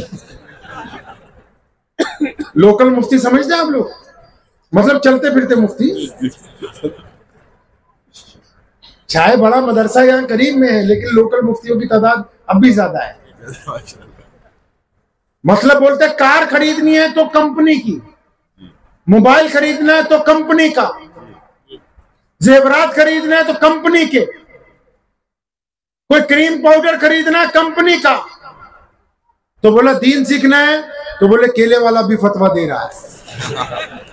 डॉक्टर साहब भी फतवा दे रहे हैं, इंजीनियर साहब कहते हैं मुझे पता है दीन क्या है, वकील साहब कहते हैं मुझसे ज्यादा कोई जानता ही नहीं इस्लाम का कानून क्या है, और मुतवल्ली वो तो कहता है मुझे पता है तकरीर जुमे में क्या करनी, नहीं करेगा तो निकल मस्जिद से बाहर। कमेटी के मेंबर बोलते हैं अरे ये मौलवी हमारे मुताबिक नहीं चलता, बदलो, क्योंकि दीन इन जाहिलों को ज्यादा पता है, उस मौलवी को पता ही नहीं है, उसे पता ही नहीं बेचारे को जो 12 साल मदरसे में रह के आया, इनको ज्यादा पता है। मतलब दवाई अगर लेनी है, बच्चा बीमार हो जाए तो बोले एमबीबीएस डॉक्टर के पास, अगर बोलोगे ना मोहल्ले के डॉक्टर में ले ले तो बीवी अड़ जाती है, नहीं तुमको बता दिया है ना कि बड़े डॉक्टर के पास जाना है तो बड़े के पास जाना है, तुम्हारी मर्जी नहीं चलेगी। दवाई अच्छे डॉक्टर की, गाड़ी अच्छी कंपनी की, मोबाइल अच्छी कंपनी का, और दीन हर एक लोकल मुफ्ती बता रहा है, सुभान अल्लाह। तो फिर इनकी क्या जरूरत है जिनको स्टेज के ऊपर बिठा रखा है। दीन भी तो आला तरीन उस कंपनी से पूछ रहे हैं जो मोहम्मद रसूलुल्लाह सल्लल्लाहु अलैहि वसल्लम से सर्टिफाई है, जिनको इस काम के लिए डिग्री दी गई कि तुम बताओ इनको कि मोहम्मद रसूलुल्लाह सल्लल्लाहु अलैहि वसल्लम का मिजाज क्या है, आप सल्लल्लाहु अलैहि वसल्लम कैसा दीन चाहते हैं। अल्लाह उनसे नहीं पूछते। अब उनसे ना पूछने का नतीजा यही है, जैसे आप लोगों के सामने अभी मैंने पूछा कि पजामा अगर ऊंचा होगा तो कहां जाएंगे भाई, कहां जाएंगे, और अगर नीचे हो तो जहन्नुम में। मुझे भी ये बात जब मैं 15-16 साल का हुआ तो मुझे पता लगी, जब मदरसे पढ़ने गया तो मुझे किसी ने कहा कि ओए पंजाबी ये तेरा पजामा नीचे तो जहन्नुम में जाने वाला है। तो मैंने कहा फिर, कहता है इसको ऊंचा कर लो फिर जन्नत।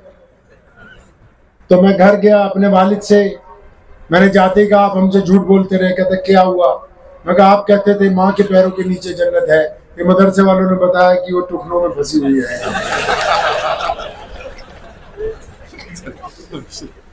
अब इमाम बुखारी अलैहि रहमा को पूछते हैं तो कहते सही है बात, ये तो सच है कि पजामा अगर टखनों से नीचे जाएगा तो आप जहन्नुम में जाएंगे। सैयदना अबू बकर सिद्दीक रज़ियल्लाहु ताला ने पूछा था, या रसूलुल्लाह सल्लल्लाहु अलैहि वसल्लम मेरी लुंगी लाचा, थोड़े हेल्दी थे ना, फरमाया या रसूलुल्लाह मेरी लुंगी लाचा ढलक जाता है। फरमाया अबू बकर आपके लिए थोड़ी का, या रसूलुल्लाह क्या करना है? फरमाया इसको ऊंचा रखना है। क्यों या रसूलुल्लाह सल्लल्लाहु अलैहि वसल्लम, बताओ आप भी क्यों?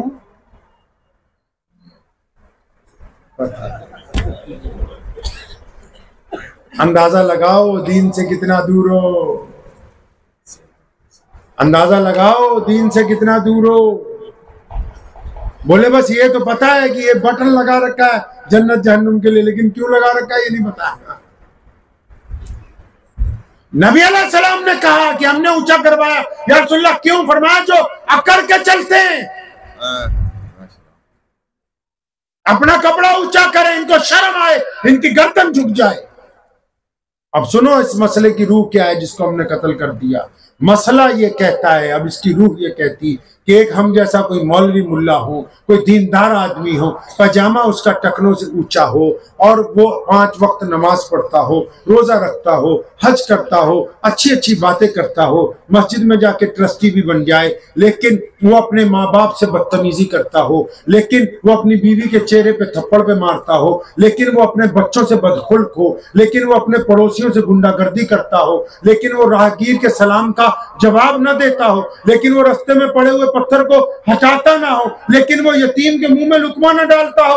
अब शरीयत ये कहती है कि इस पायजामे को टखनों की बजाय घुटनों पे भी कर लोगे तो इस्लाम को तुमसे कोई। जब इसकी रूह को कत्ल कर दिया, जब रूह कत्ल कर दी गई तो अब कुछ नहीं बचा पीछे, अब खत्म हो गया सारा।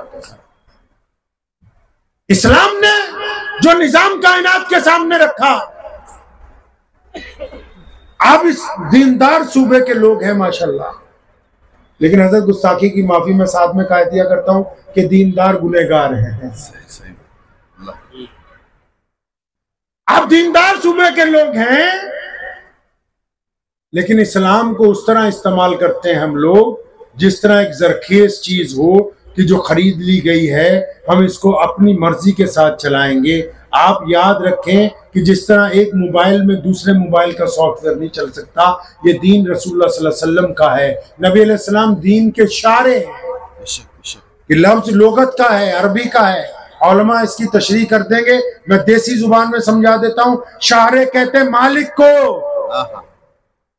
नबी अलैहि सलाम इस दीन के मालिक हैं, मर्जी सिर्फ उनकी चलेगी, उनके अलावा किसी मौलवी की, किसी बड़े आदमी की, किसी ट्रस्टी की, किसी चौधरी की, किसी वजीर की मर्जी इस्लाम के अंदर नहीं चल सकती। मर्जी चलेगी तो मोहम्मद रसूलुल्लाह सल्लल्लाहु अलैहि वसल्लम। अब प्यारे पैगंबर अलैहिस्सलाम ने क्या किया, आप अंदाजा तो लगाओ कि इतना बड़ा दीन, इतना बड़ा दीन, 207 मुल्क हैं, लाउड स्पीकर एक जैसा नहीं मिलेगा, दरियां एक जैसी नहीं मिलेंगी, जुबान एक जैसी नहीं है, हवा एक जैसी नहीं है, पानी का टेस्ट एक जैसा नहीं है, कल्चर एक जैसा नहीं है, चमड़ी एक जैसी नहीं है, लेकिन 207 मुल्कों में सिर्फ एक जैसी क्या बात है, कलमा ला इलाहा इल्लल्लाह मुहम्मदुर रसूलुल्लाह सल्लल्लाहु अलैहि वसल्लम। अब ये जो इतना बड़ा दीन है कायनात में पहुंचा कैसे मेरे भाई, पहुंचा कैसे? कभी सोचा आपने? आपके ज़हन में है कभी ये बात की पहुंचा कैसे? नहीं है ना ज़हन। अगर नबी अलैहि सलाम को देखेंगे, तलाश करेंगे तो पता लगेगा कि पहुंचा कैसे। मुख्तसरन करता हूं, वक्त बहुत ज्यादा हो गया, कि नबी अलैहिस्सलाम ने हमको जो दीन अता फरमाया इसके 2 हिस्से। कितने हिस्से हैं भाई? 2 हिस्से। एक हिस्सा दीन का मकसद है, दूसरा दीन की जरूरियात है। मकसद क्या है ये पता नहीं है, और जरूरतों में जो चीजें फर्ज है उनका इनकार कुफर है, लेकिन जरूरतें सारी पता है। जरूरतों में क्या क्या है? नमाज है, रोजा है, हज है, ज़कात है, दाढ़ी है, टोपी है, नेकी है, नहीं अनिल मुनकर है, सब कुछ जरूरियात में। और मकसद क्या है? अगर आपसे पूछे मकसद क्या है इस्लाम का, हमारे कोई गैर मुस्लिम भाई अगर वो हमसे कभी पूछे एक छोटा सा लफ्ज कि भाई हमको दीन का मतलब समझा दो, तो आप समझा सकते हैं 2 लफ्जों में? 2 लफ्जों में आप दीन समझा सकते हैं? नहीं समझा सकते। उसकी वजह क्योंकि हमें खुद दीन का मकसद नहीं पता, जरूरियात पता है। ये पता है कि नमाज कैसे पढ़नी है, रोजा कैसे रखना है, हज कैसे करना है, सजदा कैसे करना है, रुकू कैसे करना है, ये पता है हमें। इस्लाम का मकसद नहीं पता। अगर इस्लाम का मकसद पता करना है तो कहां जाना होगा? नबी अलैहिस्सलाम की जिंदगी को पढ़ना। अब नबी अलैहिस्सलाम की जिंदगी को पढ़ेंगे तो पता ही लगता है कि जब प्यारे पैगंबर अलैहिस्सलाम ने दीन की इब्तिदा की, हमारी माँ अम्मी खदीजतुल कुबरा रज़ी अल्लाह तआला अन्हा मुसलमान हुई, सैयदना अबू बकर सिद्दीक मुसलमान हुए, सैयदना बिलाल हबशी मुसलमान हुए, सैयदना मौला अली करमुल्लाह वजू ने कलमा शहादत का ऐलान किया। अब उस वक्त नमाज, रोजा, हज, ज़कात नहीं आई। सबने कहा या रसूलल्लाह आपके अल्लाह को मान लिया और आपको मान लिया, अब करना क्या? तो नबी अलैहिस्सलाम ने दीन का मकसद बयान किया। फरमाया जिस बंदे ने मेरे रब पर ईमान ले आया, मुझ पर ईमान ले आया, अब उस पर लाजिम है कि वो दुनिया के तमाम लोगों को बराबरी का दर्जा दे। इस्लाम का मकसद तो 2 लफ्जों में है कि एक अल्लाह और उसके रसूल की इताअत के साथ दुनिया के सभी लोगों को बराबरी का। अरे दुनिया के सभी लोगों को बराबरी का, ये उनको समझ नहीं आएगी जो कहते हैं पटेल पटेल के यहाँ रिश्ता करेगा, पटनी पटनी के यहाँ, पठान पठान के यहाँ। उनकी समझ में आने वाली बात नहीं है। जो फिरका परस्त हैं दीन के, जो मजहब में गुंडागर्दी करते हैं, जिनको गुंडा गैर ही नजर आते हैं, खुद जो कर रहे हैं वो पता ही नहीं।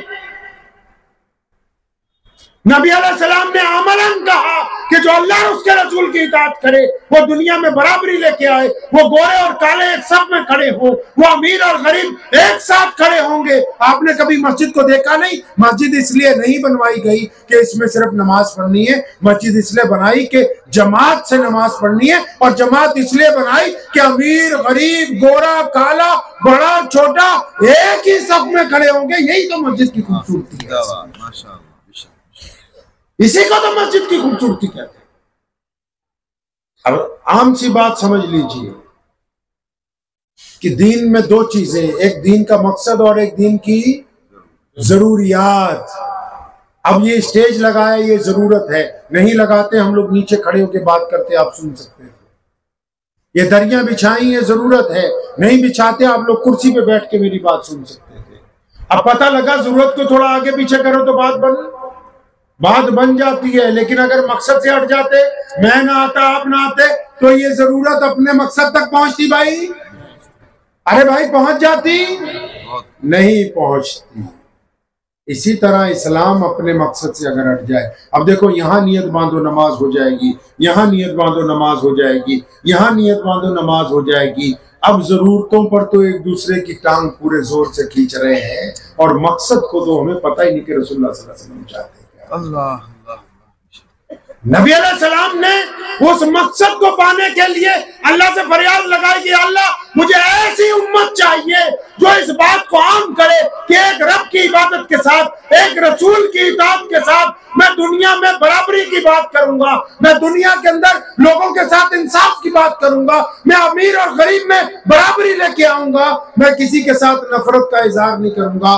तो अल्लाह ने कहा ठीक है, आपको अगर ऐसे लोग चाहिए तो उसके लिए हम एक चीज बना देते हैं, उसका नाम नमाज है, रोजा बना देते हैं, हज बना देते हैं, ज़कात बना देते हैं। या रसूलुल्लाह हम आपको ऐसी चीजें देंगे कि आपके मकसद तक पहुंचने के लिए लोग तैयार हो जाएंगे। अब सारे नमाजियों से पूछो कि नमाज का मकसद क्या है, आधों के तो फ्यूज उड़ जाता है। फिर सोचते हैं कभी ये तो पूछा ही नहीं कि नमाज का मकसद क्या है। अपनी नमाज पढ़ेंगे, दूसरे की देखते रहेंगे बेइज्जती हो रही है कि नहीं हो रही। बाज़ औक़ात सलाम फेर के पीछे ऐसे देखते हैं कि मुनकर नकीर का रजिस्टर ही इन्हीं के पास है, ताकि हाजिरी लगा ले कौन कौन आया कौन कौन नहीं आया। और कुछ ऐसे हैं, अल्लाह माफ फरमाए, अगर कोई हम जैसा हफ्ते महीने बाद मस्जिद में पहुंचे तो बोले कि आज तू किधर आया भाई।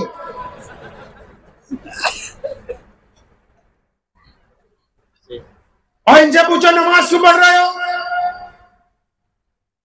अच्छे लोगों को पूछो नमाज क्यों पढ़ते हो भाई।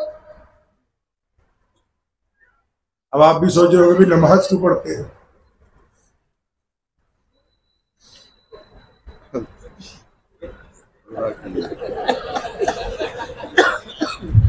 अंदाजा लगा लो। इसीलिए कहते हैं अल्लाह वालों के पास जाना चाहिए, उलमा की खिदमत करनी चाहिए। महंगा मोबाइल लेते हो टचाटक चलता है पूरा, मौलवी ढूंढते हो सस्ता। बोले ट्रस्टी बोलता है कोई कम पैसे वाला लाओ। उलमा से दूर भागते, बोले सलाम फेरा निकल बाहर निकल फटाफट। अरे इनके खिदमत में बैठोगे, इनके कदमों में बैठोगे, तभी पता लगेगा दीन क्या है। बंदे के तीन दोस्त होते हैं ना, नबी सल्लल्लाहु ने हदीस शरीफ का मफहूम है, फरमाया एक बंदे के तीन भाई थे।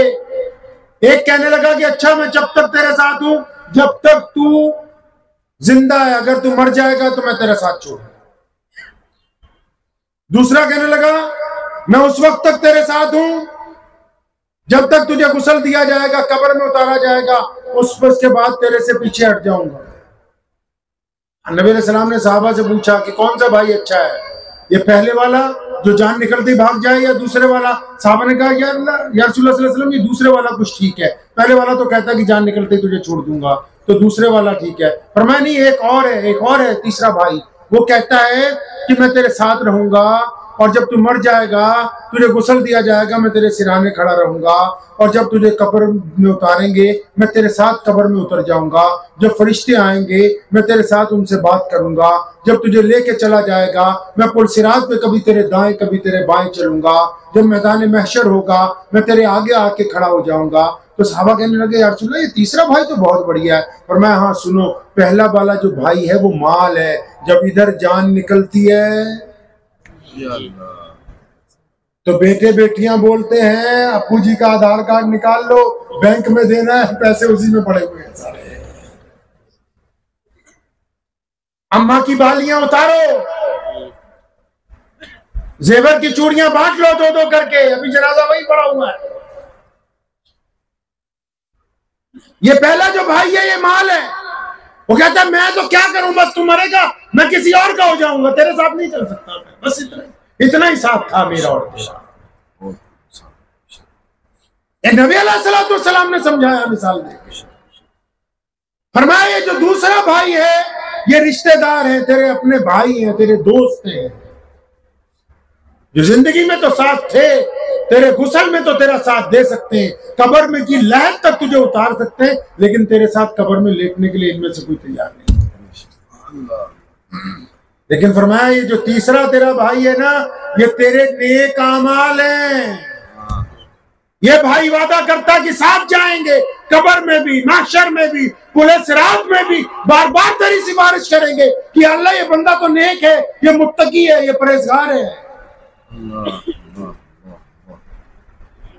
तो अर्ज में ये कर रहा था, इन साहब से पूछ रहा था भाई साहब से कि भाई वो नमाज का मकसद क्या हुआ? दीन का मकसद तो दुनिया को अल्लाह और उसके रसूल की इताअत समझानी और फिर दुनिया में से बराबरी को कायम करना, लेकिन यार ये भी तो समझाओ कि नमाज का मकसद क्या हुआ?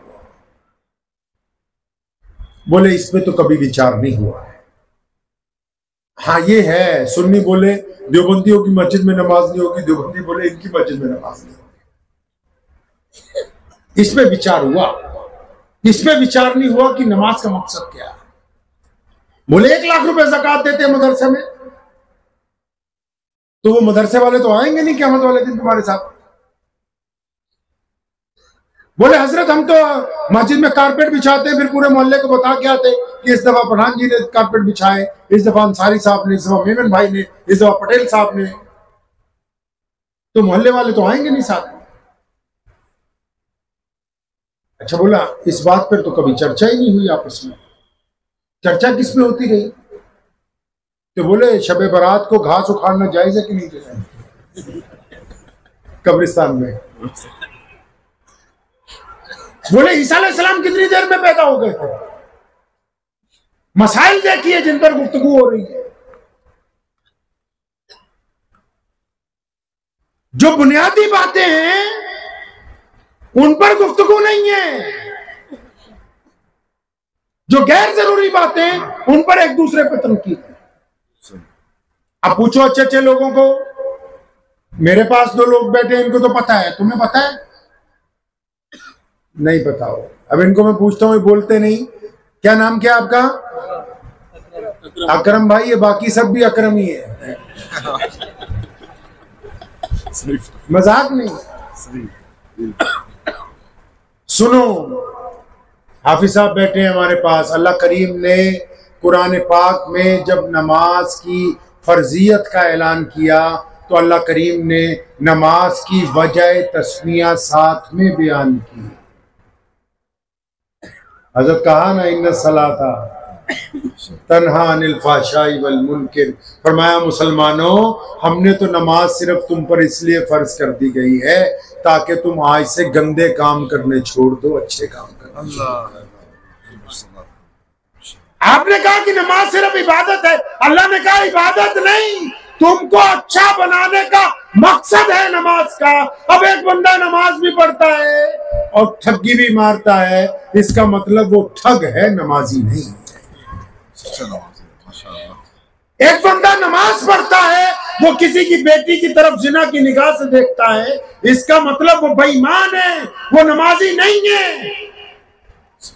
और बेटी वो नहीं जो सिर्फ तुम्हारे रिश्तेदारी की, तुम्हारे मजहब से ताल्लुक रखती हो।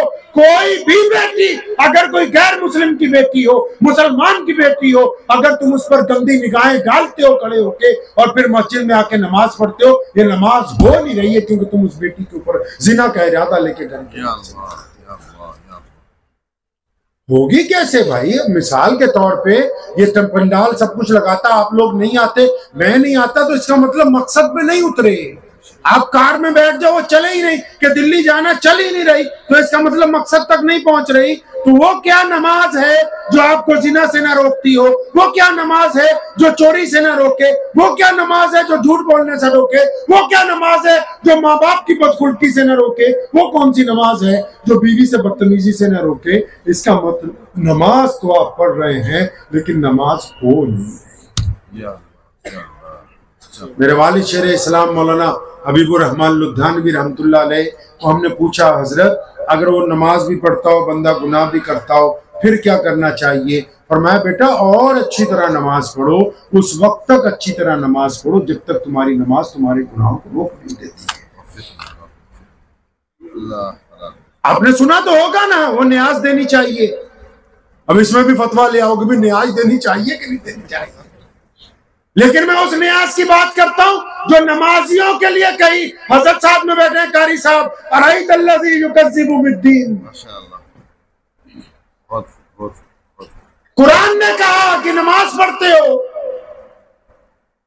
सजदे करते हो लंबे लंबे, लेकिन गरीब के मुंह में लुकमा नहीं डालते। फवैलुल लिल मुसल्लीन, फरमाया तबाह हो गई इनकी नमाजें, बर्बाद हो गई इनकी सलात, क्योंकि ये गरीब को नहीं पूछते, ये सिर्फ नमाज पढ़ते हैं। बोले हम तो नमाज पढ़ रहे हैं। अल्लाह के बंदे, किस नमाज की बातें कर रहे हो जो अपने मकसद तक नहीं पहुंचती, जो अपने हुसूल तक नहीं पहुंचती? आप उस नमाज की बात करते हैं।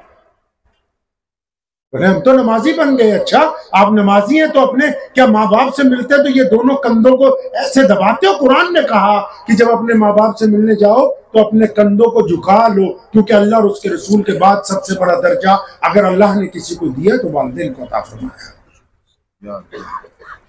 बोले नहीं, कईयों से पूछते हैं करोड़ों रुपया मस्जिद में लगाए तो भाई मस्जिद क्यों बनाई है? अकरम भाई, मस्जिद क्यों बनाई है? नमाज घर पे नहीं हो सकती क्या? लोकल मुफ्ती सब बताओ भाई। नमाज तो अगर आप कभी मस्जिद में नहीं जाते, कई बार लेट होते फजर की, घर पे नहीं पढ़ लेते। जब रात को लेट आते हैं तो ईशा की नमाज घर पे नहीं पढ़ लेते। जब जमात निकल जाती है तो जोहर असर घर पे नहीं पढ़ लेते। जब सफर पे होते हैं तो कार रोक के नहीं पढ़ लेते। ट्रेन में होते हैं वहां नहीं पढ़ लेते। फिर मस्जिद क्यों बनाई? नबी अलैहिस्सलाम से पूछते हैं, या रसूलुल्लाह सल्लल्लाहु अलैहि वसल्लम आप हुक्म फरमाइए। फरमाया मस्जिद बनानी है। पैगंबर आज़म अलैहिस्सलाम से पूछा, या रसूलुल्लाह मस्जिद क्यों बनानी है? फरमाया ताकि हम यहाँ जमात के साथ नमाज पढ़ेंगे। मुसलमानों, अगर मकसद इस्लाम का नहीं याद रहेगा तो नीचे से खिसक जाएगी जमीन। अल्लाह फरमाते हैं, इल्ला तनफिरू युअज़्ज़िबकुम अज़ाबन अलीमा व यस्तब्दिल कौमन गैरकुम।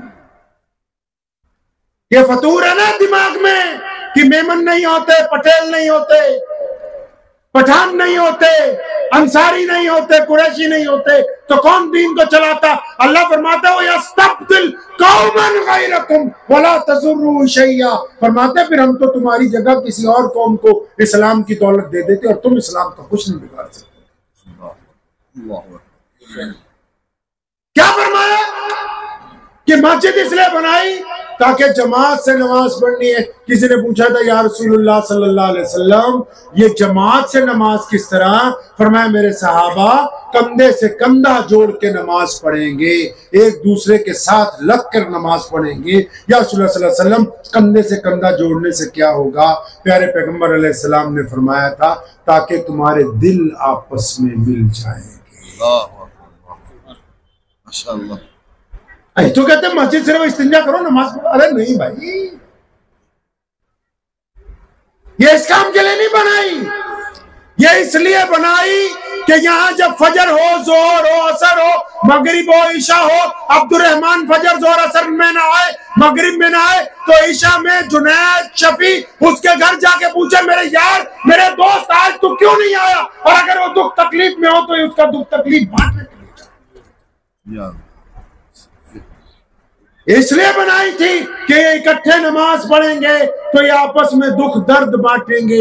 इनको पता होगा हमारा इमाम किस तकलीफ में है, इनको पता होगा हमारे मुअज्जिन की क्या जरूरतें हैं, इनको पता होगा हमारे दाईं तरफ कौन नमाज पढ़ता है, हमारे बाईं तरफ कौन है, हमारे मस्जिद के दोस्त कौन से हैं, ताकि माशरे में एक दूसरे के दुख तकलीफ में साथ दे सकें। जिनको यही पता नहीं कि मस्जिद में दाएं बाएं हमारे साथ नमाज कौन पढ़ता है, वो तो अभी मस्जिद के हुक्म में दाखिल ही नहीं हुए, वो तो रस्म अदा करने के लिए आ रहे हैं। मस्जिद इसलिए बनाई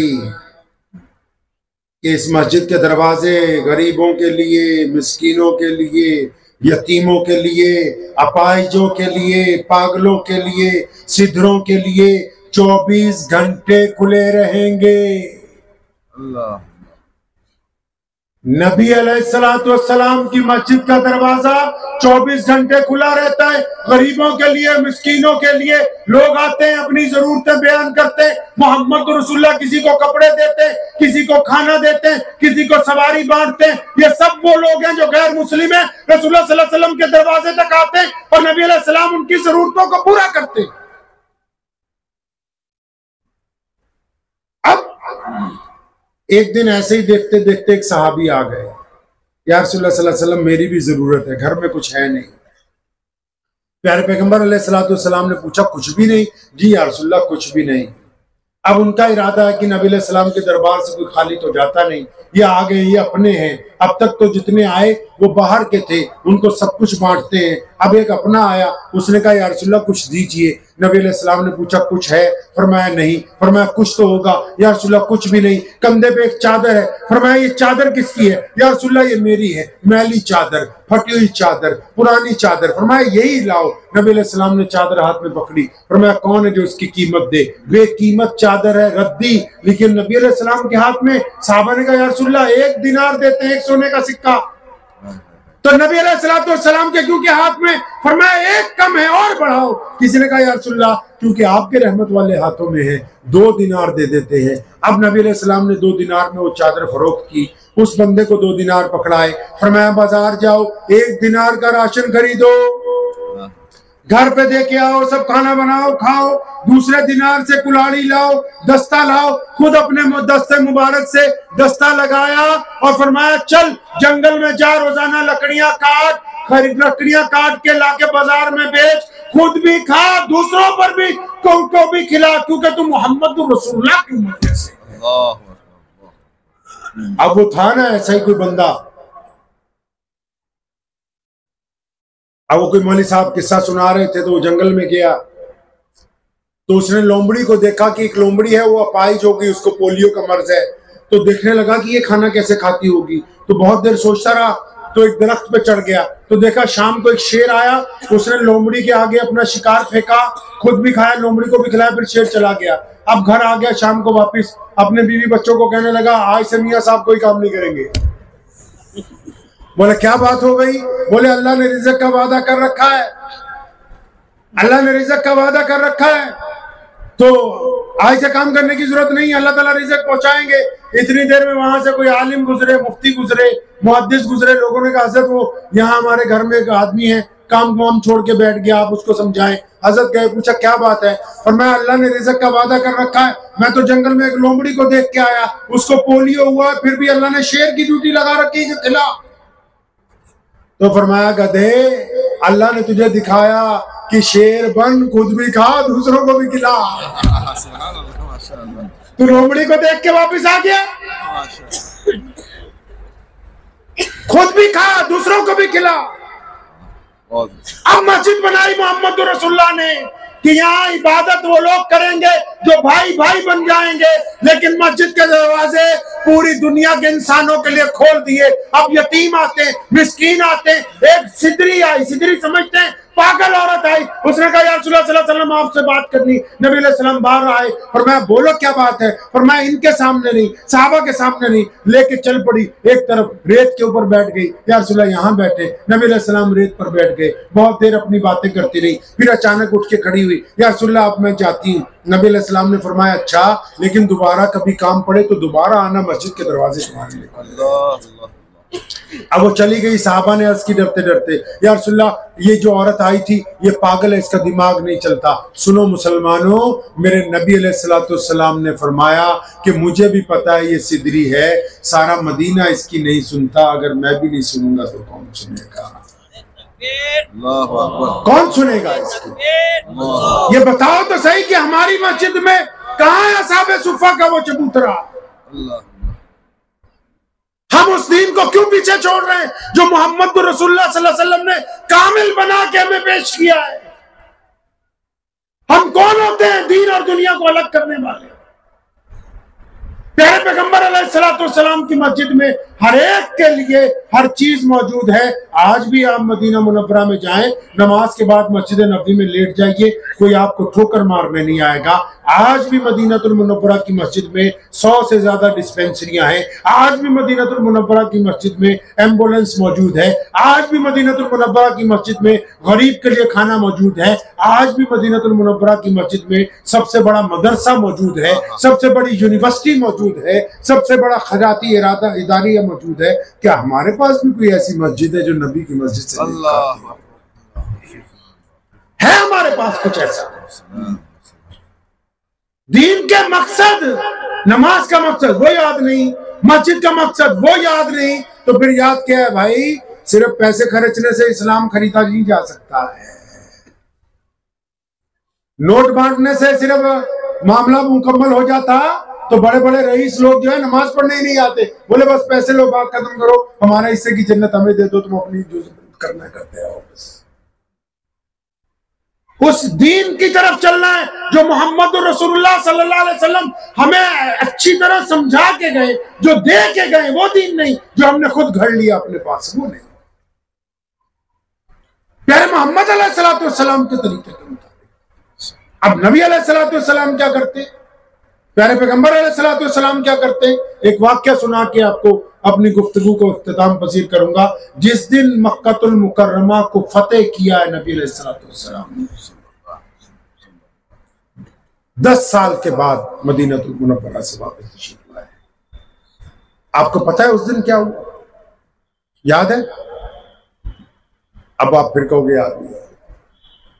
अब मैं फिर कहूंगा कि आप मौलवियों के पास नहीं बैठते जाते, फिर कहूंगा कि आप उलमा की सोबत नहीं इख्तियार करते, आप नबी अलैहिस्सलाम को सुनते नहीं, पढ़ते नहीं। आपने सिर्फ मस्जिद को 2 कामों के लिए रख लिया, बस इस्तिंजा करना है, वजू करना, फिर नमाज पढ़ना। जिस दिन मक्कातुल मुकर्रमा फतेह हुआ, जब सहने काबा में नबी अलैहिस्सलाम पहुंचे, आप अलैहिस्सलाम ने आवाज दे के पूछा था कि बिलाल कहां है? अब बिलाल कौन है जी? बिलाल गुलाम, बिलाल काले हैं, बिलाल हबशी हैं, बिलाल के मोटे मोटे होंठ हैं, बिलाल के कपड़े फटे हुए होते, बिलाल के पांव में जूती नहीं है। अब जब नबी अलैहिस्सलाम ने कहा ना बिलाल कहां है मेरा, जो करीब में सहाबा खड़े थे ना कैबिनेट में, वो समझ गए कि क्यों बुला रहे हैं। तो किसी ने अदब के साथ कान में नबी अलैहिस्सलाम के सरगोशी करते हुए कहा कि या रसूलल्लाह सल्लल्लाहु अलैहि वसल्लम, आज फतेह मक्का के मौके पे अहले कुरैश की बड़ी बेइज्जती हो गई। आज अगर आपने बिलाल को अजान देने के लिए बुलाया क्योंकि वो गुलाम है, तो रही सही भी इनकी इज्जत आज खत्म हो जाएगी। बरादरी बात था ना, बरादरी बात था ना। तो नबी अलैहिस्सलाम नाराज हुए, फरमाया अच्छा, जब मोहम्मद रसूलुल्लाह के नाम पे मार खानी हो, जब उमैया किसी की खाल उधेड़े, जब अबू जहल और उसके बेटे किसी पर जुल्म करें, जब उतबा और वलीद किसी पर पत्थर मारे, तो वो बिलाल हो। आज फतेह मक्का के मौके पर अजान अगर कोई देगा तो मेरा बिलाल तकबीर, अल्लाहु अकबर। फरमाया मेरा बिलाल देगा आज अज़ान। अल्लाहु अकबर। अब सैयदना बिलाल रज़ियल्लाहु ताला दौड़े दौड़े आए, खुद फरमाते हैं दिमश्क में आखिरी दिनों में खुद कहा करते थे, फरमाया जब रसूलुल्लाह सल्लल्लाहु अलैहि वसल्लम ने मुझे कहा कि बिलाल खाना काबा की छत पर चढ़ जा, फरमाया जब मैंने बैतुल्लाह की मुडेर को पकड़ा, उसके गिलाफ को पकड़ा, मेरी चीखें निकल गई कि बिलाल तुझे वो दिन याद है जब तूने इस घर की बाहर की चौखट पर अगर कदम रखा था, अबू जहल ने तुझे इतना मारा था, तू बेहोश हो गया था, और जब तूने फिर आया तो उमैया ने तुझे मारा, कभी उतबा ने मारा, कभी वलीद ने मारा। क्यों? वो तुझे एक बात बार बार कहते थे कि तू काला है, तू अबची है, तेरी औकात कोई नहीं कि तू खाना काबा की सेन के अंदर भी आ जाए। बिलाल कहते हैं जब मैंने खाना काबा की मुडेर पकड़ के चढ़ना शुरू किया, मेरे आंसू निकलने लगे। मैंने कहा यार बिलाल ऐसा क्या कर दिया यार, ऐसा क्या कमाल कर दिया कि आज सारे नीचे खड़े, शहजादे खड़े, मामूली लोग नहीं खड़े। सैयदना अबू बकर सिद्दीक रज़ियल्लाहु ताला अन्हु, सैयदना उमर बिन खत्ताब रज़ियल्लाहु ताला अन्हु, सैयदना उस्मान ज़ुन्नूरैन रज़ियल्लाहु ताला अन्हु, मौला अली करमुल्लाह वजह रज़ियल्लाहु ताला अन्हु, अमीनुल उम्मत सैयदना अबू बैदा बिन जर्राह रज़ियल्लाहु ताला अन्हु, सैफुल्लाह हज़रत खालिद इब्न वलीद रज़ियल्लाहु ताला अन्हु, फुक़राए सहाबा सैयदना अबू ज़र गफ़ारी रज़ियल्लाहु ताला अन्हु, सैयदना अबू अय्यूब अंसारी रज़ियल्लाहु ताला अन्हु, मक्का के मौजूदा गवर्नर सैयदना अबू सुफियान रज़ियल्लाहु ताला अन्हु, बड़े बड़े शहजादे खड़े, नीचे कोई मामूली आदमी नहीं खड़ा। फरमाते हैं मैंने मुंडेर पकड़ी, मेरी आंखों में आंसू ज़ारों की तार आने लगे। बिलाल आज ये तूने ऐसा काम क्या किया यार कि ये सारे शहजादे नीचे, तू बैतुल्लाह की छत पे। फरमाते कि फिर मेरे दिल ने मुझे खुद कहा और मैंने नबी अलैहिस्सलाम की तरफ देखा और मेरे दिल ने कहा बिलाल ये जो काली कमली वाले से वफादारी की है ना, ये उस वफादारी का नतीजा है, ये उस वफादारी का नतीजा है जो रसूलुल्लाह सल्लल्लाहु अलैहि वसल्लम से तू निभा रहा है। अब बिलाल खाना काबा की छत पे खड़ गया, ऊपर जाके चढ़ गए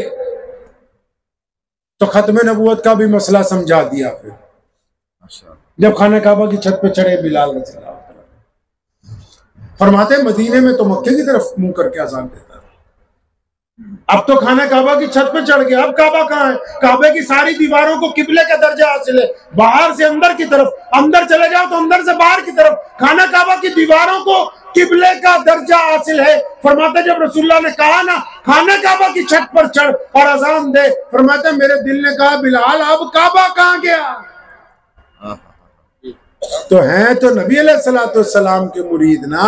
फरमाते मैंने भी देर नहीं लगाई, मैंने नबी अलैहिस्सलाम खाना काबा में जिस तरफ सहने काबा में खड़े थे उस तरफ अपना मुंह किया और नबी अलैहिस्सलाम की तरफ शहादत वाली उंगली करके अजान देनी शुरू की और कहा कि मैं बता दूं क़यामत तक के मुसलमानों को कि काबे का अगर कोई काबा है वो मोहम्मदुर रसूलुल्लाह है। नारे तकबीर, नारे तकबीर, फरमाया वो मोहम्मदुर रसूलुल्लाह। अब अल्लाह ने रसूलुल्लाह सल्लल्लाहु अलैहि वसल्लम के दिल में बात डाली। जब बिलाल अजान देने लगे नबी अलैहिस्सलाम चल पड़े अपनी जगह से। क्यों? तवाफ की नियत से। अब बिलाल अजान देता है, बिलाल का काबा चल पड़ा। बिलाल अजान देता है, बिलाल का काबा चल पड़ा। अब बिलाल भी अजान देते देते घूमते जाते हैं ताकि क़यामत तक के मुसलमानों को बता दे कि जितने मर्जी झूठे, जितने मर्जी कज्जाब, जितने मर्जी मुर्तद हर दौर में नबी बन के आते रहे, ए मुसलमानों तुम्हें जाना उसी तरफ है जिस तरफ मोहम्मद रसूलुल्लाह सल्लल्लाहु अलैहि वसल्लम। माशाअल्लाह, माशाअल्लाह। बहुत अल्लामा अनवर शाह कश्मीरी रहमतुल्लाह अलैह, उनका बड़ा ताल्लुक है जमीन के साथ। अल्लाह ने बड़ा करम फरमाया इस जिले की जमीन के साथ कि वो ढाबेल तशरीफ लाए और मुद्दतों तक यहाँ हदीस पढ़ाते रहे। फरमाया करता था कि अगर दिल में शक और शुबा पैदा हो जाए इस बात के लिए कि नाउज़ुबिल्लाह रसूलुल्लाह की जगह कोई नबी है, तो फरमाया इस शुबे की वजह से वो बंदा ईमान से खारिज हो जाएगा। बहुत सारे लोग पूछते हैं, बहुत सारे मौलवी पूछते हैं कि कादियानियत और शकीलियत तो क्या करना चाहिए? अरे वो मुसलमान ही कौन है जो नऊजुबिल्लाह रसूलुल्लाह सल्लल्लाहु अलैहि वसल्लम की जगह किसी और की गुफ्तगू तैयार करने के लिए तैयार हो जाए? वो ईमान से पहले खारिज है, उसके साथ क्या गुफ्तगू? एक साहब मुझे अच्छी तरह याद है, दफ्तर में तशरीफ लाए, कहने लगे मैं दुबई में रहता हूँ, बड़ा आलिम हूँ। मैं बहुत अच्छी बात है, तशरीफ रखी है, चाय वाय भी आ गई। तो बातें करते करते कहने लगे कि वो मैं जो मिर्जा कादियानी के यहाँ होके आया, कादियान चला गया था, तो मैंने कहा मियाँ उठ जाओ, जरा खड़े हो जाओ। और मैं मौलाना क्या बात है? मैंने कहा उठो तो सही। उठ गए, मैं वो दरवाजा है, बाहर निकलो इस दरवाजे से। कहने लगे आप बदतमीज है मेहमानों के सामने, आप किस तरह की बात करते हैं? मैं कहा सुनो, रसूलुल्लाह के दुश्मनों को जिसको बात करनी गवारा हो, हमें उस शख्स के साथ मुलाकात जिंदाबाद।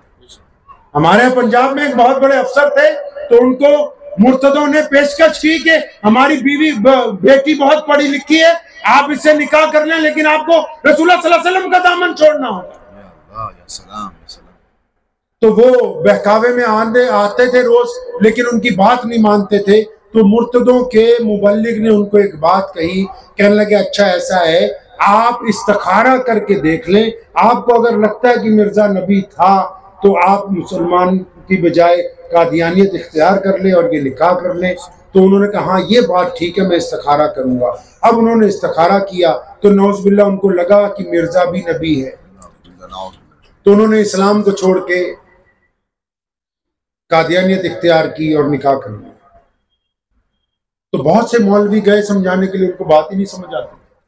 तो एक दिन हजरत मुफ्ती आजम मुफ्ती यूसुफ साहब लुधियानवी रहमतुल्लाह अलैह उस गांव में गए। हजरा इत्तफाक कोई प्रोग्राम था, तो लोगों ने कहा हजरत वो जो बड़े अफसर हैं वो तो कादियानी हो गए, वो तो निकाह भी उन्होंने कर लिया। फरमाया अच्छा। फरमाया जी हम जब समझाते हैं वो ये कहते हैं। अब जो भी मौलवी समझाने जाता था तो वो कहता था भाई मैंने किसी की तबलीग पे नहीं दीन छोड़ा, मैंने तो इस्तिखारा करके छोड़ा। सुनो, मुफ्ती यूसुफ साहब लुधियानवी रहमतुल्लाह अलैह ने उसे अपने पास बुलाया।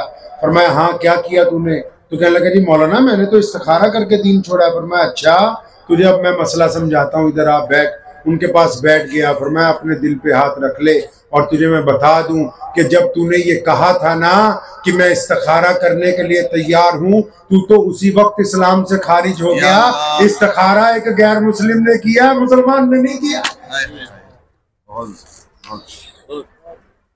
इतना रोया, कदमों में बैठ गया, चीखें निकल गई। फरमाया हज़रत मैं तो जाल में फंस गया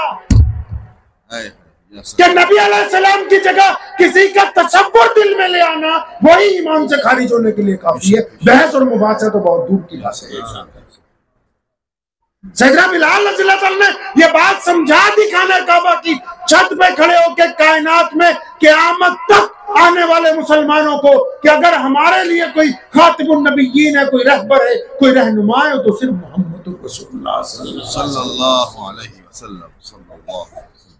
तो मैं उम्मीद करता हूं कि हम लोग कुछ तब्दीली लाएंगे इंशाअल्लाह। ये जलसा जो है रिवायती जलसा नहीं है, इस नीयत से है कि कुछ हासिल हो जाए हमें भी और आपको भी इंशाअल्लाह। कुछ हासिल करके जाएंगे इंशाअल्लाह, लेके जाएंगे ना इंशाअल्लाह। अब आपके पास दिल है सबके पास माशाअल्लाह, उस पे हाथ रख लीजिए। अब जो सवाल पूछूंगा अकरम भाई उसका जवाब नहीं देने की जरूरत, मतलब मुझे नहीं देना है, आपने अपने आप को बताना है। नहीं समझे? अब जो मैं आप लोगों से पूछने लगा हूं वो आपने अपने आप से उसका जवाब अपने आप को देना है, मुझे जवाब देने की जरूरत नहीं। दिल पे हाथ रख लीजिए, जिसका नहीं है तो वो वैसे ही रख ले, कोई बात नहीं। कुछ लोगों को सर्दी ज्यादा लग रही है, उनका दिल गायब हो गया। अच्छा आप सब लोग माशाल्लाह मुसलमान हैं, अपने दिल पे हाथ रखिए और सच सच अपने दिल से पूछिए और जवाब भी खुद ही अपने आप को दीजिएगा। किसी की उम्र आपकी 20 साल है, किसी की 25 साल है, किसी की 30 साल, 40 साल, 50 साल, हर उम्र के लोग बैठे हुए हैं। अपने दिल पे हाथ रख के पूछो, क्या कभी कोई ऐसी शाम आई है आपकी जिंदगी में, कोई ऐसी रात आई है आपकी जिंदगी में जब आप अपने घर पहुंची हो और आपने जाके एक जोर की जप्पी अपने अब्बू से डाली हो और कहा अब्बू यार मुझे तुझसे बहुत प्यार है। याद करके बताओ। आपने कहा अब्बू जी यार मुझे तुमसे बहुत मोहब्बत है, मैं कहता नहीं हूं, तुम्हारी हड्डियां गल गई हमें जवान करते हुए। याद करके बताओ कि आप मुसलमान है ना, आप अपने आप को नमाजी कहते हैं, जिनकी दाढ़ी सफेद हो गई वो भी अपने जरा बाप को याद करके, क्या कभी उसकी कब्र पे जाके कहा है तुमने कि अब्बा यार 25-30 साल हो गए तो मुझे छोड़ के चला गया, जब भी कोई बात होती है तो याद आता है मुझे। नबी अलैहिस्सलाम ने फतेह मक्का की रात उम्मे हानी को ये सवाल किया है कि तूने मेरे वालिद को देखा? मैंने नहीं देखा। हानी बता तो सही, मोहम्मद रसूलुल्लाह के अब्बू कैसे थे? अपने दिल से पूछ के बताओ सच्ची सच्ची मुसलमानों, क्या कोई ऐसी शब गुजरी है आपने अपनी माँ के पैर दबाए हो और कहा हो कि अम्मा तू आज आराम करती रहे, मैं तेरी जगह खिदमत करूंगा? बताओ कोई ऐसी रात गुजरी है? या जिनकी माँ नहीं है वो कभी तड़प के उठ के उस माँ की कब्र पे रात को चले गए हो जो खुद सूखे पर सोती थी, खुद गीले पर सोती थी, आपको सूखे पर सुलाती थी? याद करो जरा मुसलमानों, कोई रात आई है आपकी जिंदगी में कि आप तड़प के उठ के अपनी माँ की कब्र तक चले गए हो या उसके दरवाजे पर चले गए हो? बताओ तो सही। अब मुसलमान है ना यार, इसलिए पूछता हूं, आपको रसूलुल्लाह का दीन दिया गया है। अच्छा कभी बताओ आपने अपनी बीवी को कहा हो कि यार मैं तेरा दोस्त हूं, तुझे जितनी दुख है तकलीफ है मुझे बता, मैं बर्दाश्त करने के लिए तैयार हूं, तू अपने सारे गम मुझे दे, मैं सारी खुशियां तुझे दूंगा? बताओ कोई ऐसी शब्द गुजरी है? कभी अपने बच्चों के लिए घोड़ा बने हो अपने घर में? मस्जिदों में दूसरों के बच्चों को शाबाशी देने वालों, क्या कभी अपने बेटा और बेटी के लिए कभी उन बच्चों को कंधे पे उठाया जिस तरह मोहम्मद रसूलुल्लाह ने हसन हुसैन को उठाया? कौन सी बातें करते हो दीन की, 24 घंटे के मसाइल की बात, जो मोहम्मद रसूलुल्लाह ने सिखाया वो बात कर रहे हैं? बताओ तो सही। अच्छा सच्ची सच्ची दिल पे हाथ रख के, आपकी जो भी हैसियत है, चाहे 50,000 की, चाहे 1 लाख की, चाहे 1 करोड़ की या 50 करोड़ की, आप जानते हैं कि आपका कोई भाई, आपकी कोई बहन, आपका कोई दोस्त, आपका कोई पड़ोसी, आप जानते हैं कि गरीब है, चंदा नहीं मांगता, मोहताज है, रोजाना अच्छी रोटी नहीं खा सकता। तुम बताओ कोई शाम ऐसी गुजरी कि तुमने अपने लिफाफे में अपनी हैसियत के मुताबिक 500, 10,000, 1 लाख डाल के कभी रात के दूसरे पैर चुपके से उसके घर में फेंक दिया हो कि मेरे भाई की भी इज्जत बची रहे, मेरा रब भी मुझसे राजी हो जाए? बताओ तो सही मुसलमानों, कभी कुछ ऐसा किया है? अल्लाह अल्लाह अल्लाह। ये रसूलुल्लाह की सुन्नत है ना, अबू बकर की सुन्नत है, उमर फारूक की सुन्नत है ये। बताओ कभी कुछ ऐसा किया है? कोई यार, तुम्हारा कोई यार दोस्त, कोई भाई बहन, कोई पड़ोसी बड़े दुख में हो, तकलीफ में हो, रोता हुआ हो, आप कभी उसके पास चले गए हो कि रोना नहीं है, मैं तेरे साथ हूं, मैं तेरा दुख दर्द बांटूंगा? बताओ कोई ऐसा लम्हा याद है आपको अपनी जिंदगी का? आपने कभी किसी अपाहिज को कहा हो कि मैं तेरी थोड़ी देर के लिए बैसाखी बनूंगा, मैं तुझे बस में चढ़ाता हूं, मैं तुझे गाड़ी की सीट पर बिठा के आता हूं? बताओ तो सही। मोहम्मद रसूलुल्लाह की उम्मत के मानने वालों, यतीम खाने भी आज खुले तो उसका इख्तियार गैर मुस्लिमों के हाथों में है, वो अपने इन हाथों से खिदमत कर रहे हैं जो मोहम्मद रसूलुल्लाह ने। अल्लाह।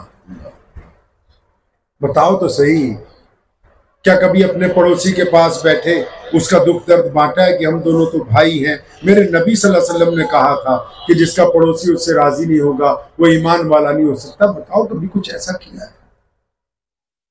सच्ची सच्ची कहता हूं, अगर ऐसा कुछ नहीं किया तो अभी तक हम बड़ी गलत फहमी की, अभी तक हम बड़े खसारे में हैं, अभी तक हम दीन से बहुत दूर हैं, अभी तक मिजाजे नबूवत सल्लल्लाहु अलैहि वसल्लम हम समझ ही नहीं सके। कभी किसी मजलूम को कहो कि सारी दुनिया तेरी मुखालिफ है, मैं साथ दूंगा, मैं जाके सच्ची गवाही दूंगा, नहीं। अगर ऐसा कभी कुछ नहीं किया तो अफसोस कीजिए उस जिंदगी पर जो निकल गई है ऐसे ही है, और कोशिश कीजिए, हमें एक दूसरे पर अल्लाह ने जज नहीं लगाया, अल्लाह ने हमें एक दूसरे पर जज नहीं लगाया। उस काम के लिए मस्जिद बनाई, मेंबर बनाया, इमाम को कहा सारा हफ्ता इनकी हरकतें नोट किया कर और जुमे वाले दिन बताया कर बिना नाम लिए हुए, ताकि ये सुधर जाए। हमें नहीं कहा कि हम गली चौराहों पे खड़े होके फलां के बेटा ऐसा, फलां की बेटी ऐसी, फलां ने ये कर दिया। हमें एक दूसरे पर जज नहीं लगाया, हमें एक दूसरे का मुआविन बना के अल्लाह ने भेजा। हमें रंग और नस्ल का इम्तियाज करना नहीं सिखाया। हम तक दीन इसलिए पहुंचा है क्योंकि साहबा ने ये नहीं देखा कि कौन ईमान वाला है, कौन खैर ईमान वाला है। रसूलुल्लाह सल्लल्लाहु अलैहि वसल्लम ने सबकी यकसर मदद की है। हम कौन होते हैं ये बात तय करने वाले कि मुसलमान सिर्फ मुसलमान की मदद करेगा, गैर मुस्लिम की नहीं करेगा। मुसलमान सिर्फ मुसलमान को खाना खिलाएगा, गैर मुस्लिम की नहीं खिलाएगा। ये मुहम्मदुर रसूलुल्लाह का हुक्म है कि इस कौम को पूरी उम्मत का दाई बनाकर भेजा गया। जो भी दुख में होगा, तकलीफ में होगा, जो भी गुर्बत के अंदर होगा, जो भी भूखा होगा, उसका मजहब कुछ भी हो, रसूलुल्लाह की उम्मत का भी काम है कि जाके उन लोगों की मदद करने वालों। वक्त भी बहुत हो गया, रात के 12 बज चुके, तो दुआ कीजिए ये जितनी बातें हुई हैं अल्लाह करीम मुझे भी और आप सबको भी इन बातों पर अमल करने की तौफीक अता फरमाए।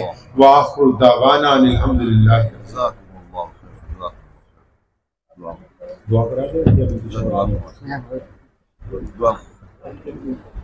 दो भाई, अपनी जगह बैठ जाओ, दुआ आप सब लोग बैठिए, बस छोटी सी दुआ मुख्तसर सी। जो लोग खड़े हैं वो भी बैठ जाइए, वो कोई बात नहीं भाई, बैठ जाओ रज़ाकारो।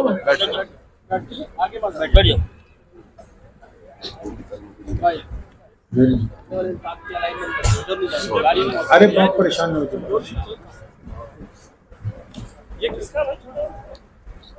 तमाम हज़रात 3 मरतबा सूरे फातिहा और 3 दफा कुल वल्लाह शरीफ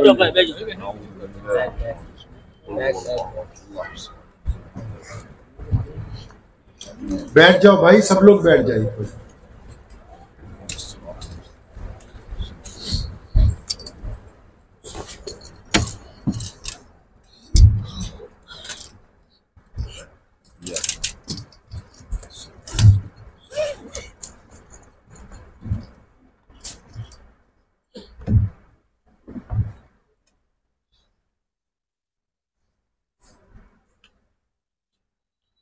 अल्हम्दुलिल्लाह रब्बिल आलमीन अर्रहमानिर रहीम मालिकि यौमिद्दीन इय्याका नअबुदु व इय्याका नस्तईन इहदिनस सिरातल मुस्तकीम सिरातल लज़ीना अनअमता अलैहिम गैरिल मग़दूबि अलैहिम वलद्दाल्लीन।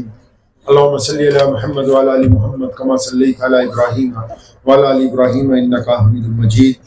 या अल्लाह, तमाम तारीफें आपके लिए हैं, आपकी इबादत करते हैं और आपसे मदद चाहते हैं। अल्लाह जी, प्यारे पैगम्बर जनाब मोहम्मद सल्लल्लाहु अलैहि वसल्लम के सदके पूरी दुनिया के लोगों पर अपना फजल, अपना करम, अपना रहम नाजिल फरमा।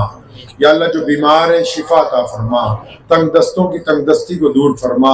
लाइलाज बीमारियों में जो लोग मुब्तला हैं शिफाए कुल्ली अता फरमा। या अल्लाह, जो परेशान हाल हैं उनको आसानियों में तब्दील फरमा। जो बे औलाद हैं औलाद अता फरमा।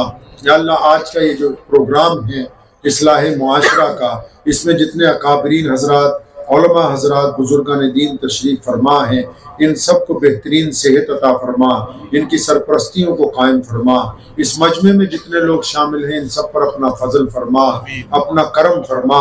या अल्लाह, तमाम अहबाब की जो ज़ाती ज़रूरियात हैं, जो परेशानियां हैं, आप बेहतर जानते हैं। नबी अलैहिस्सलातु वस्सलाम के सदके हर दुख का मदावा अता फरमा। इलाहुल आलमीन, पठान भाई ने, जिन अहबाब ने, रज़ाकारों ने, उलमा ने, जिन हजरात नौजवानों ने आज का इंतज़ाम किया है, या अल्लाह, नीयत सिर्फ आपके प्यारे नबी सल्लल्लाहु अलैहि वसल्लम की सुन्नतों को अपनाने की है, सिर्फ मोहम्मद रसूलुल्लाह की पैरवी करने की है। या अल्लाह, इन सब के ऊपर अपनी रहमत को नाजिल फरमा। हसद से, बुराई से इन हजरात की हिफाजत फरमा, बदनजरी से इनकी हिफाजत फरमा। बार बार ऐसे दीनी काम अंजाम देने की तौफीक अता फरमा। या अल्लाह, बिलाशुबा दुआ मांगने का सलीका तो नहीं है, लेकिन आप हमारे रब हैं, हम आपके बंदे हैं। या अल्लाह, जितने भी अहबाब यहाँ मौजूद हैं सबकी जायज़ तमन्नाओं को प्यारे मोहम्मद सल्लल्लाहु अलैहि वसल्लम के सदके कबूल फरमा ले। इन दुआओं को नबी अलैहिस्सलातु वस्सलाम के सदके कबूलियत का दर्जा अता फरमा। अल्लाहुम्मा बारिक अला मुहम्मद व अला आलि मुहम्मद कमा बारकता अला इब्राहीम व अला आलि इब्राहीम इन्नका हमीदुम मजीद। व सल्लल्लाहु तआला अला खैरि खल्क़ि अजमईन।